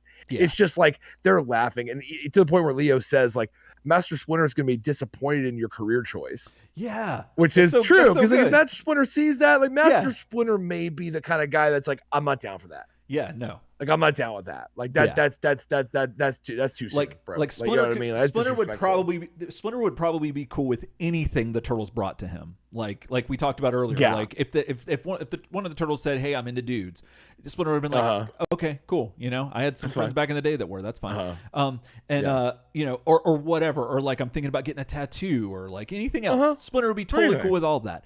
But Probably not cool with this. Not cool with being, hey, remember the guy that killed our family and did all this? And remember the one that killed like your master and his wife that you grown to love and raised you as a rat and you used to follow the katas every morning, cut off your ear and all this shit. And it's like now I wear his shit. Yeah. Yeah. It'd be like wearing like Nazi shit. Yeah. Where you'd be like, you know what? No. Yeah. not Like, good. I know you're maybe trying to take the power back or something, but like, how but about you don't wear that shit? No, we're good leaving that. Yeah. Yeah, so that's probably how Splinter will feel. But don't worry, we still got to solve the Splinter problem, before he can even be upset. Because right now he's upset all the time. He's bad dad. Bad You know what I mean? He calls everybody demons. Yep. He doesn't like going to sleep. Can't you? Hell at nap time. You know what I'm saying? Can't put him down for a nap. I mean, goddamn, gotta fight you to death. Can't do anything like that. He screeches a lot. You gotta blow the dust in his face effectively. It's pretty bad. So that's where we're standing. But there is a moment, and of course, like the other turtles, show up. Like Mikey shows up. Like, what the hell is going on? And like they have to kind of recoup. He's got to be perplexed. yeah, they have to kind of recoup on stuff, and that's where I'm going to hand it off to you. Because all right. sometime there's a lot of camaraderie and a lot of like filling each other in. Right. And exactly. I'll leave you to summarize that. So soon after all of that has been, everyone's been, caught up to breast, if you will. The Foot Clan are recomposing themselves, and the Turtles are again just talking about, wow, I can't believe that you're the new Shredder and all this, and just kind of getting it all together. But like they're trying to figure out what they're going to do with Big Bad Bat Dad. And as he's just a lunatic in a cage, just like it's kind of weird. Like I love that he's there, but like it still just strikes. I hate seeing Splinter this way. Like it breaks my heart because like he's one of the best characters in TMNT, and it's gut wrenching. But nevertheless, Raphael clues everybody in on that they they have a trick to make this work, and that Leo talks about how he's got the serum. That is apparently what they used back in, it says it right here, issue 9, where him and the Night Watchman, who is the new Night Watchman, because he was previously Galahad, who the Turtles met when they were kids, in issue number 9 of Image's run, him and Leo got together, and then they used this serum to effectively stop all the converts that Splinter had bitten and turned into other bad bat, presumably dads or parents. And so he's had this syringe in his belt, apparently, much like Batman has a utility belt. Leo's belt can hold just a full ass syringe. And I kind of wish though that the Turtles put it in their shell, kind of like how the toys did, like the Playmates toys. You could store the stuff in there. Yeah, store some stuff. Yeah, but I know that like that's not how it works. But I'm kind of disappointed. I mean, I don't know, man. That'd be like loosely the equivalent of having like a syringe just in your pocket. Yeah, would you be cool with just a loaded syringe just under your arm, right? Or like that's what I'm saying, in the back of your pants. Yeah. Well, that'd be the equivalent of putting it in your shell, bro. That'd be like awful. That's true. Oh, I see what you're saying. Yeah, that's true too. That's true. Yeah. No, that's just a bad. He should have had that in a case. Like I don't know, and it's. I don't know. Leo, his leadership is in question, right? But then again, he's been under a lot of distress, so who's to say? But nevertheless, he's got this giant ass syringe that he's got filled with the serum that hopefully will remedy Splinter's, bad dadness, and so they're trying to figure out what they're gonna do, and then all of a sudden, this guy comes out that we saw last issue. Now we didn't have a name for him last issue, but he was the wise man or the medicine man that was with Raphael causing the Freaky Friday situation on the astral plane. His name is spelled Cheng. I think you pronounce it Shingu. I think maybe. I don't know. Correct me if I'm wrong, but anyway, but Sheng, master of the mystical Eastern arts, and not only that, Ryan, and the best stir fry chef in New York. So speaking to stir fry, like it's all earlier, coming together. Full circle. The walk, M. Wilson on the stir fry. I'm on the stir fry. Everybody, don't touch Bob Dole stir fry. Don't touch it. Don't touch it. You don't want it. Don't do it. But apparently, I love that little element of that he also is this, and what makes me. We joked about it last week. Like, where did they find this guy? And like, I wonder if it was because Raphael was like, I'm kind of hungry. Let's get some, stir fry, and then just happened in conversation find out that he's also a master of the mystical Eastern arts. Who knows? But nevertheless, Leonardo totally recognizes him because he saw him when he was in Raphael's or Shraphiel's body. And so he's talking about how like, yeah, we gotta do this whole thing. So like, we're gonna do the whole situation again, but with all of you, we're gonna put you on the astral plane. And the turtles are like Leo's like, I don't know about this.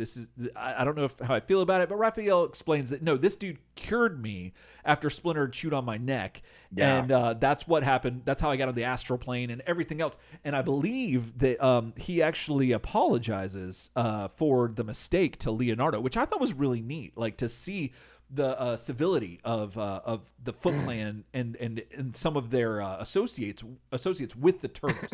It just shows like a what's the word I'm looking for? Like a more, not necessarily professional, but like more not adult. What's the word I'm looking for? Like they're not, this isn't just like, oh, we fight the bad guys. It's a lot more nuanced. It's de-villainized the whole Foot Clan, everything. Like at this point. Because like the Foot were only attacking the turtles and stuff because Shredder ordered them to. Right. Once you remove Shredder, they're just ninja. Yeah. Yeah. Like it shows you in leadership, right? Because Karai takes over the Foot Clan in New York and Return to New York. Yeah. And it turns out, in City at War. Right. And turns out they're fine if someone with honor is leading them because they're ninja. And they recognize we're used to that. Yeah, and we're used to that 87 series where number one, they say Clang. But number two, like they're just villains, man. They like rob soda machines and shit. Like it's just they're as bad as they can possibly be.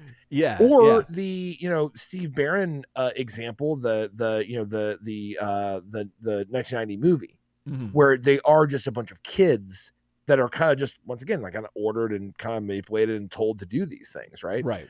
So here you just realize, I do like the idea that like, no, the Foot Clan are their own thing, and Chang's not bad, or Shang or whatever. He's not bad. Like he's a healer, and like the ninja aren't bad. They're ninja. I don't know. It's cool. It makes it much more complex and realistic, which I appreciate. Absolutely. Yeah, it's a lot more mature, maybe is the word I was looking for. But like it just seems like a mature storytelling element that I'm just totally here for, and I love that. Well, Shang goes to elaborate that Splinter's will is very strong in his madness. Like there's something in him that's just, it's incomparable almost. He resists all of his efforts to clear the poison from his blood, which is a mixture of like rabies and his mutagen and the stuff that the dragon, whole 9 yards, that the Dragon Lord injected him with, that caused him to turn into Bad Bat Dad. And so he says, well, but with the strength of you four, perhaps we can succeed in expelling this from Splinter. So he blows the old pixie dust in his face, and Splinter talks about again how he hates sleeping. And here we jump a little bit forward where Splinter's already tied up on a post, or on a slab of something, and the turtles are going back and forth talking about whether or not they all want to go to the astral plane, because given the experience. So everyone, all of the turtles except for Michelangelo has been on the astral plane. So Splinter, Leo, Don, and Raph have all been there. Michelangelo hasn't yet. And given the experience from what they told Michelangelo, he's obviously like not down with that, does not want to do it.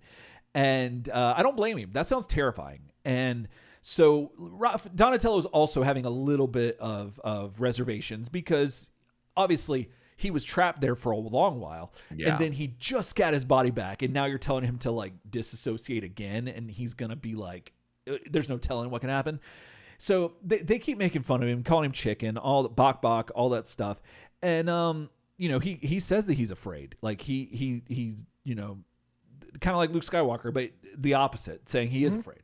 And it's really cool, because like it just shows like a lot of the tension, and they handle it extremely well. And they decide that they're going to go, and that they figure out that like maybe one of them will stay. Like Donnie's going to stay. Mikey decides he's going to go, and so it'll be Leo, Raph, and Mike going into the astral plane. And but then in the last minute, Donatello says that no, he gives up. He's in.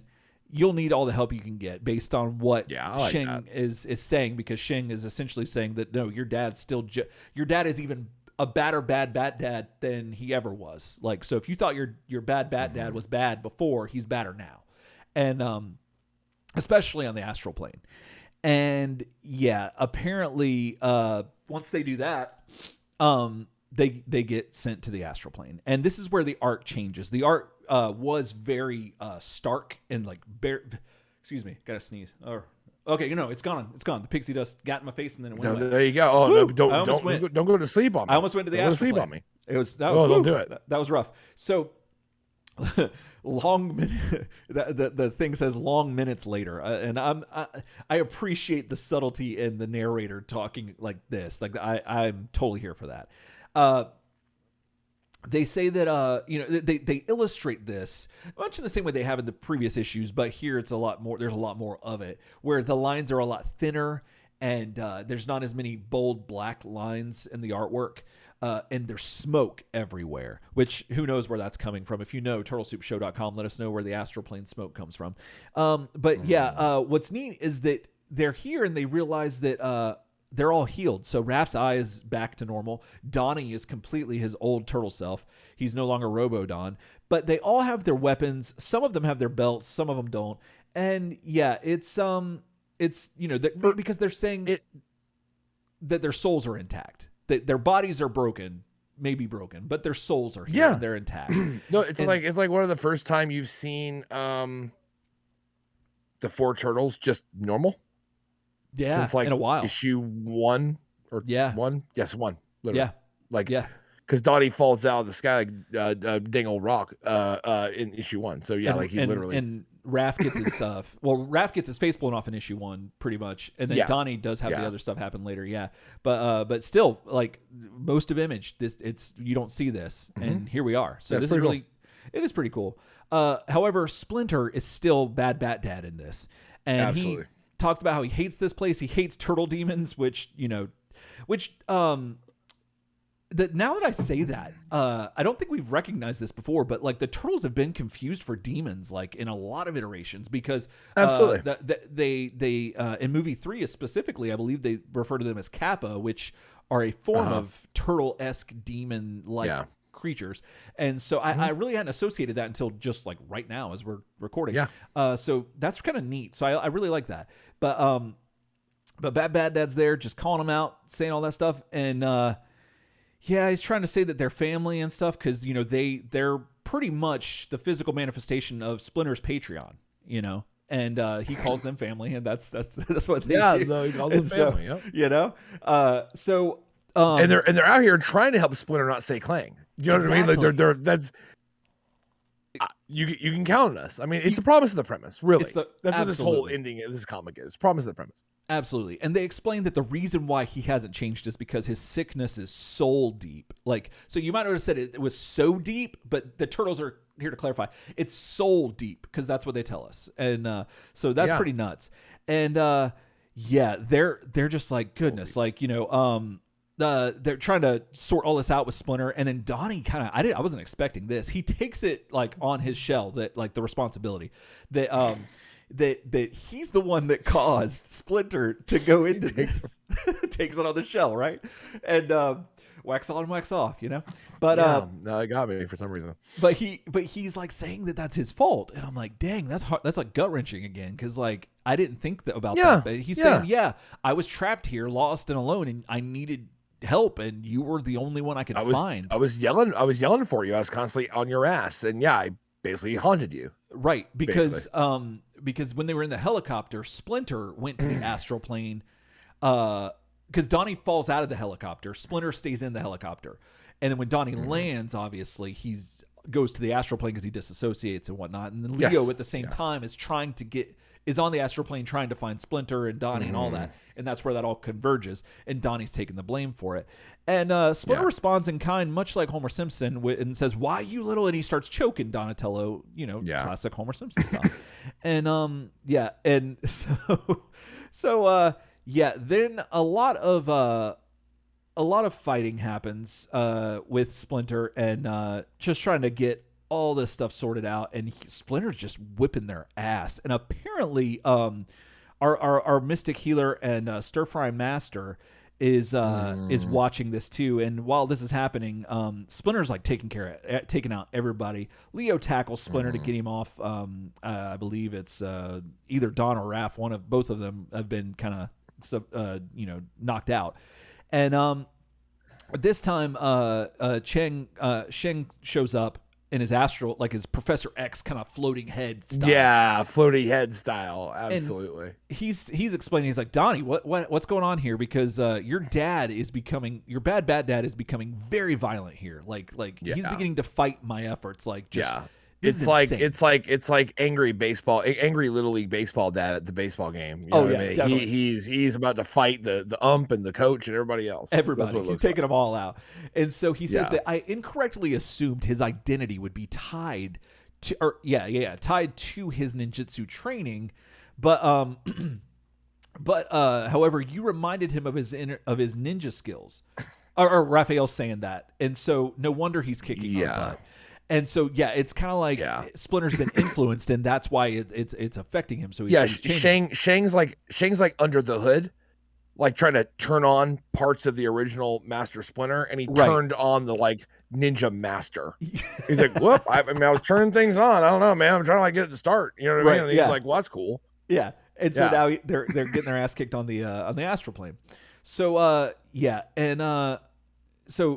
And this is a neat thing, too, because Donatello, for the last 15 or so issues, more or less, has been used to being in a robotic body. So he's kind of what's neat about that is that he's grown accustomed to relying on that.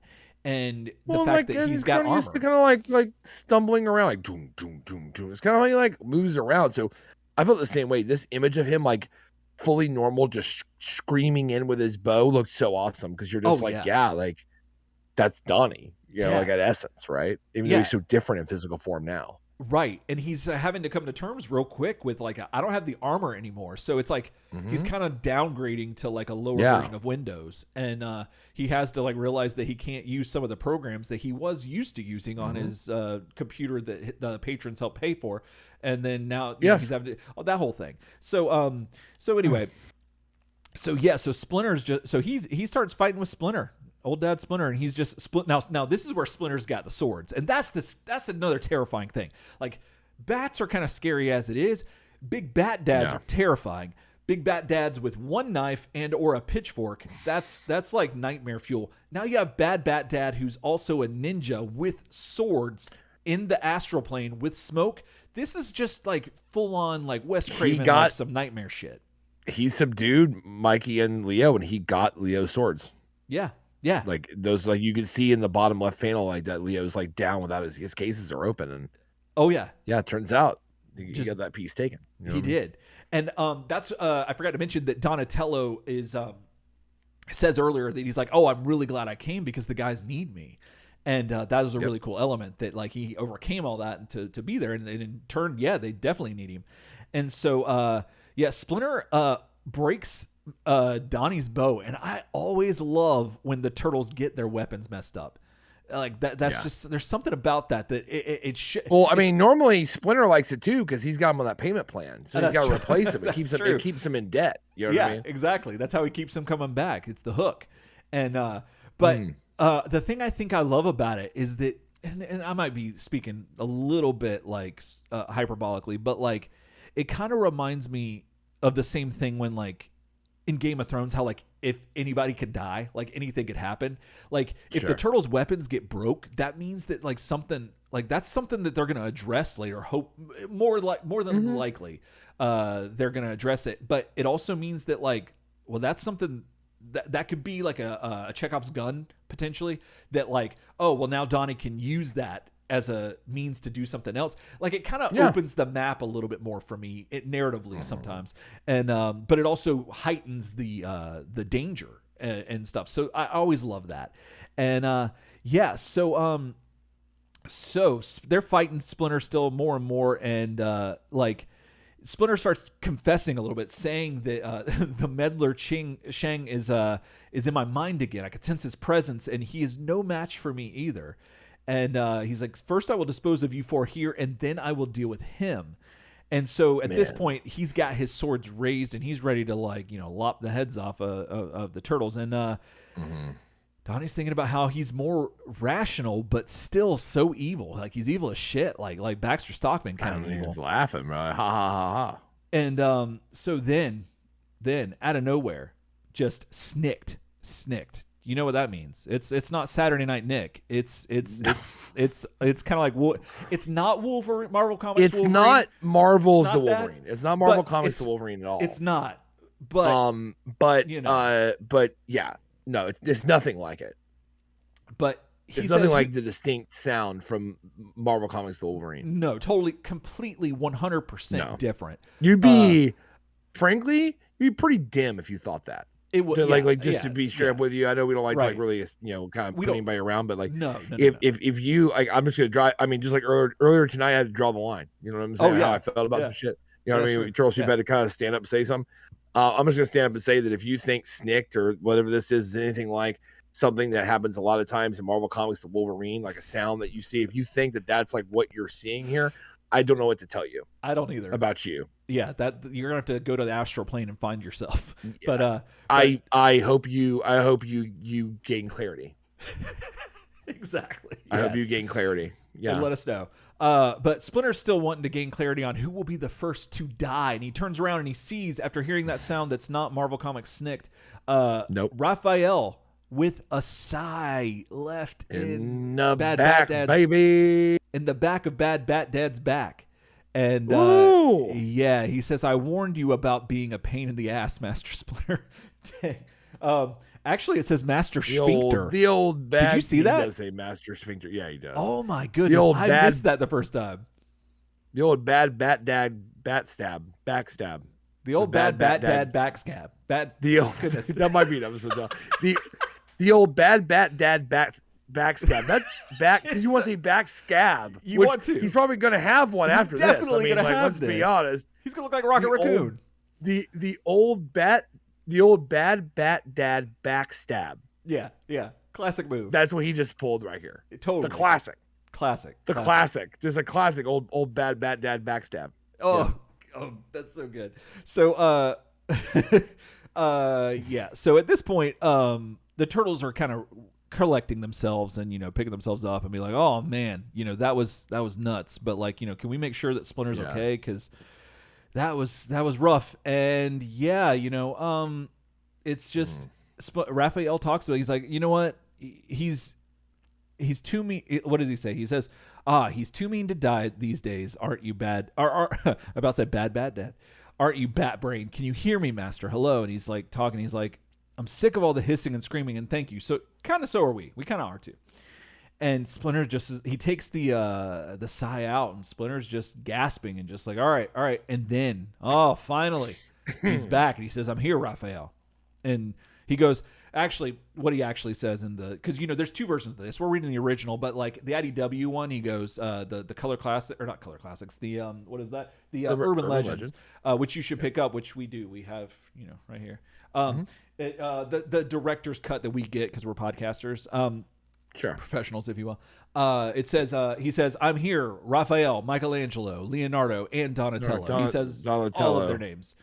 And, he does. And it's like and every one has like a 2-page splash, and it just takes forever. Yeah, just like in the animated series. You have to find the word. It's like a Where's Waldo. There's just a shit ton of words everywhere, and you have to find the Leonardo, Michelangelo, Donatello, Raphael. You have to find them like one by one.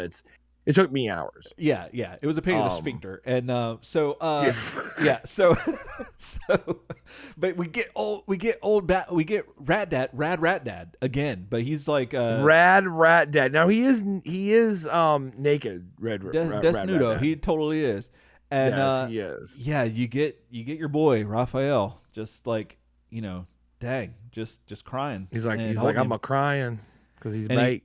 And he says, but I stabbed him in the bike. Him in the bike before he got bite. And he says, I stabbed him in the bike, but it brought him bite. Splinter says, Naked Splinter says, thank you, Raphael. My nightmare has ended. At last, I am proud of you. Despite what Leonardo said, I approve of your career choice.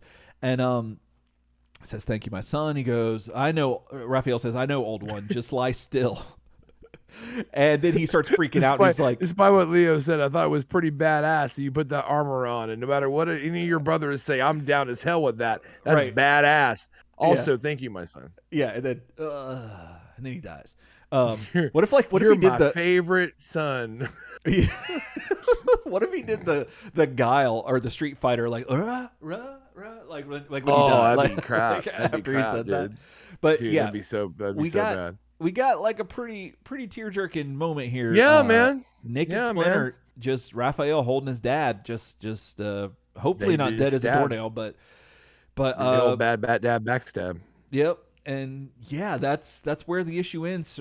Surrounded in smoke, looking for help, crying tears, and Splinter's probably sniffing the tears, and it's just, I don't know.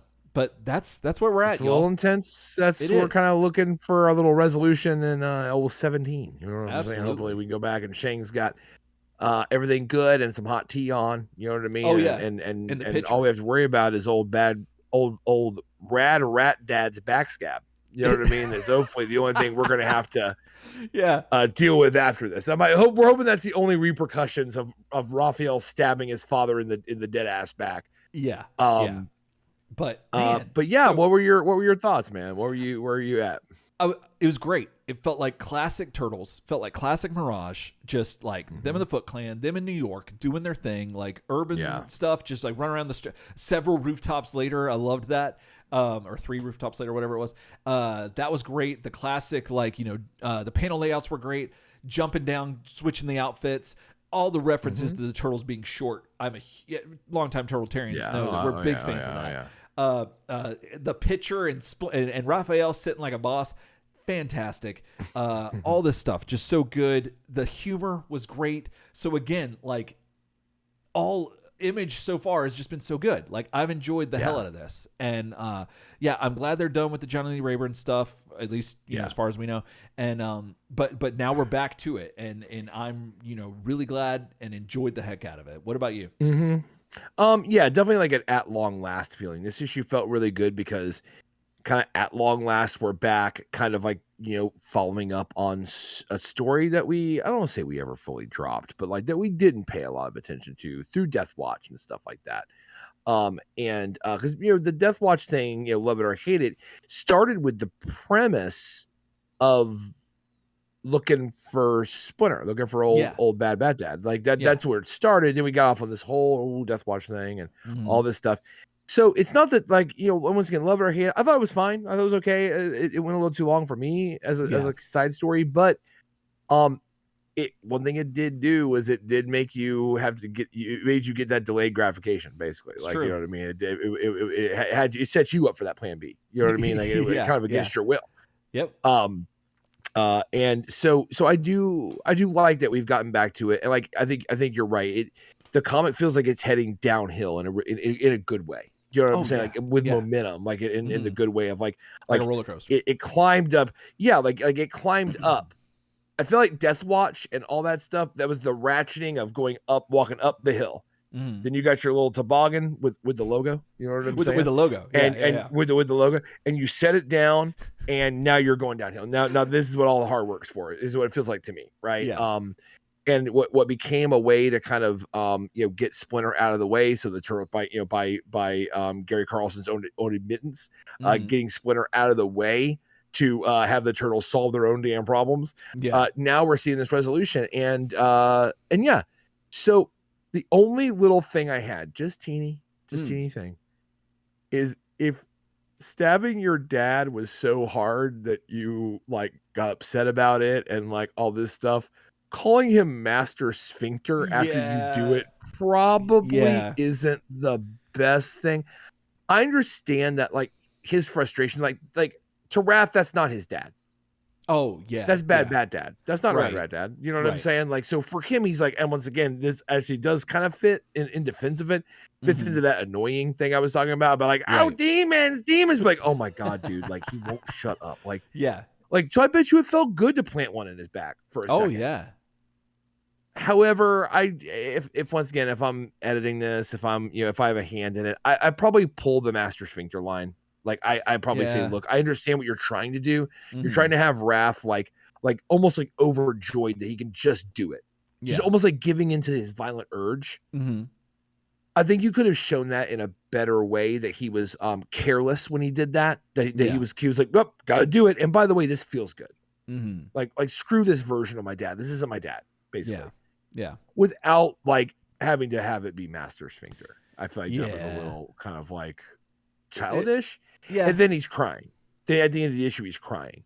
I understand what they're trying to do with I think I understand what they're trying to do with the contrast between like Raph being like blowing things off and then like he really cares. But let's be honest, Raph has kind of really cared for a while in this comic. And they've done a really good job handling it. Oh yeah. Like I said, so the Master Sphincter thing, I was a little bit like that felt petulant and adolescent to me. That's I guess the only bad thing I could say about the comic really is just I thought that like, once again, if it's writer's room, I'm like, I don't see how that's necessary. I understand that comics were supposed to be fun and stuff, but like he could say something witty there or whatever without being like literally Master Sphincter. It's kind of like he's just like making fun of his own master's name. I did like in the chat, John Clemens got me. He said, "How long did Raph have Sphincter in the back pocket waiting to roll that out?" And I absolutely that's one thing I'll say in defense of it. You know, like back in the day, bro, he's doing those katas, sweating his ass off. Master Splinter's riding his ass. Your boy's like all of 12 years old, like down there, like busting ass. You know, windows to the walls kind of shit. And in the middle, he's probably fucking Master Sphincter. Oh, sure thing, Master Sphincter. Like he's probably like said that a million times. So I do acknowledge that. But yeah, like that's the only, like, once again, very small blemish on the issue to me, because when things are really good, we can call out small little things, right? Like if Master Sphincter is the biggest part of your biggest problem with this issue, that means the issue is pretty damn good. So I really liked it, and I'm really curious about what they're gonna do with the next one. This, you know, sometimes you know what the next one is. Like, you know, it's back. We're still looking for Splinter. Yeah. And you knew what this issue was gonna kind of be, right? Like you kind of knew, like, okay, this is Region Endgame. Leo knows that, knows, quote unquote, that, you know, Shredder has Raph and Bad Bat Dad captive. You know that he knows they're gonna go get him, and so you had a feeling what this issue was gonna be, infiltrating that and basically discovering that Raph is Shredder, right? Like, but coming out of this, I don't know what they're gonna do. There's a question of like, can he be healed? Like, is it just old Rad Rat Dad's back scab? Yeah. Or did old Bad Bat Dad's backstab kill Rad Rat Dad? You know what I mean? You have no idea. No idea. So I like it for that. It feels like the stakes are up. And this is, like you said, I think very wisely, that this is Mirage. This feels has Mirage's weight, has Mirage's action, has Mirage's well thought out storytelling and pacing. Yeah. So not to obviously take away anything from the guys at Image. You know, I know they're not just trying to be Mirage, right? But as I understand what you meant by that, because as like Turtletarian, like going through all this, like that's our shit. That's Mirage, you know, first 11 issues of Mirage, right? First, you know, Return to New York, City, or these are all gold standard, guys, right? In comics, like in original comics, that's our gold standard. Yeah. So when you've got Image tuned up, feeling like Mirage, that's a great thing for a Turtles fan, especially in this era. If you put yourself in 1998, that's a great feeling. Oh, absolutely. Because the Turtle, like it or not, Mirage is the Turtles' origin. Like that's their introduction to the world. And that's what set the tone for them going forward. You wouldn't have 87. You wouldn't have the Playmates figures. No. Wouldn't have none of that. Absolutely not. If Mirage didn't exist and set in motion the tiny moving parts that make the Turtles at their core something that's evergreen and something that's like got so much heart and so much character and depth. And that when I say that that's Mirage, I'm meaning more so that like the heart and core of the Turtles. So regardless of who's pressing, if it's IDW or Image or whoever are publishing it, they still have to go back. Like and that we're always going to recognize that. that back to the essence, right? Like every evergreen tree has a trunk. You know what I'm saying? That's the life source. That's your root. Definitely. And this gets back to those roots, and that's never a bad thing to do, no matter how far you're taking this. And this comic's taken the TMNT pretty far outside the realm. Like we've kind of we've loved / maybe not liked so much the ways that Eric Larson and Gary Carlson they've stretched the Turtles out. You know what I mean? And put them into a new world. It's just frankly a more competitive independent comic world. So that's all to say that when you get back to those roots, but don't want to obviously love the new interpretation, but when you touch back to those back to the touchstones, that's just great, especially for something that's evergreen. So big congratulations to them for this, because this is really good. Yeah, and I'm really excited to read the next issue. Definitely. Well, hey, were y'all excited to read the next issue? hey, been trying to meet you. So did y'all read this on the stands? We want to know. What did you think of this when now, if you're reading it, or what the case may be. Let us know. turtlesoupshow@gmail.com. If you want to know what our other thoughts on all these issues leading up to this and any other iteration of the Turtles, you can do that by going to turtlesoupshow.com, and you can find all our old episodes there. Also, we're probably on every other podcast app you could imagine. If we're not, let us know again at turtlesoupshow.com. And no, at gmail.com. Sorry, excuse me. And what did I say the other day what did I say? You said Turtle Soup Show at email.com. At email.com. That's what it was. I'm like, what? That's something that your dad, David, that's something that David Crosby would literally be like, oh, I guess I need email. Yep. I need David. He just literally types into a browser, David Crosby at email.com. At email.com. Yep. Hits enter, and it goes and he's in his mailbox. There's no sign up. There's no password. He's in an inbox for David Crosby at email.com. Right. And that's the email he's been using forever. Yeah, exactly. Yeah. So and then one day you got to email him something random. Like one day you just got to email him something. You're kind of like, oh yeah. Your dad's like, you send me that link for that. And you're like, okay, cool. What's your email? He's like, David Crosby at email.com. And you're like, oh, okay, Gmail. Okay. And it's undeliverable. You're like, Dad. He's like, no, man, email. And you're like, I just typed it in. That's my email. Yep, for free.com. Yeah, well, you can email my dad at email.com, but you can, again, turtlesoupshow@gmail.com. All the episodes are up on turtlesoupshow.com, and then we're on the Facebook groups. Check us out, Turtle Soup Group. Tons of cool stuff. A lot of Turtletarians over there talking all kinds of stuff, and it's a fun group to be a part of.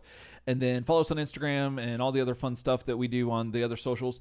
And then if you want to go the extra mile, if you want to be a part of the Patron Ranger, those we call family, those who keep us from saying clang, and they give us their support by throwing pennies our way, you can do that for as little as $1 a month. You can become part of that group, that elite group. We probably need to create a tier that does rice hats, and they'll be our elite Patreon tier, and then we could send them that, and then each. Oh my goodness. And then each consecutive Patreon thing, because we do it every 6 months, they can get a different sticker they can put on their hat like we talked about earlier. Oh, this is genius. It writes itself. We may need to clear that with legal. We may need to. Yeah, that's true. A lot of this this is just off the dome. So, you gotta cut us some slack, unlike Shredder, but cut us some slack. And, but anyway, nevertheless, that aside, Patreon.com, you get all kinds of cool stuff. You get right now at least 100 episodes of the No Homework Zone. So if you like all the personal garbage that we talk about, you'll definitely love that. But we talk about some turtle stuff there too, and among other things. And then you get some cool swag every 6 months or so, and that's about to get out again. I ordered the shirts recently, so thank you to all our patrons at that tier. And about to be making some more stuff here pretty soon.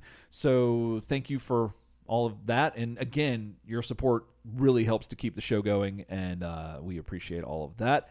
Absolutely. And then we'll be back next Thursday, the technological gods willing, with episode 292. Ryan, that's yes, quite the number of episodes, and hopefully we'll be back doing issue number 17 of Image Volume 3 of the comics.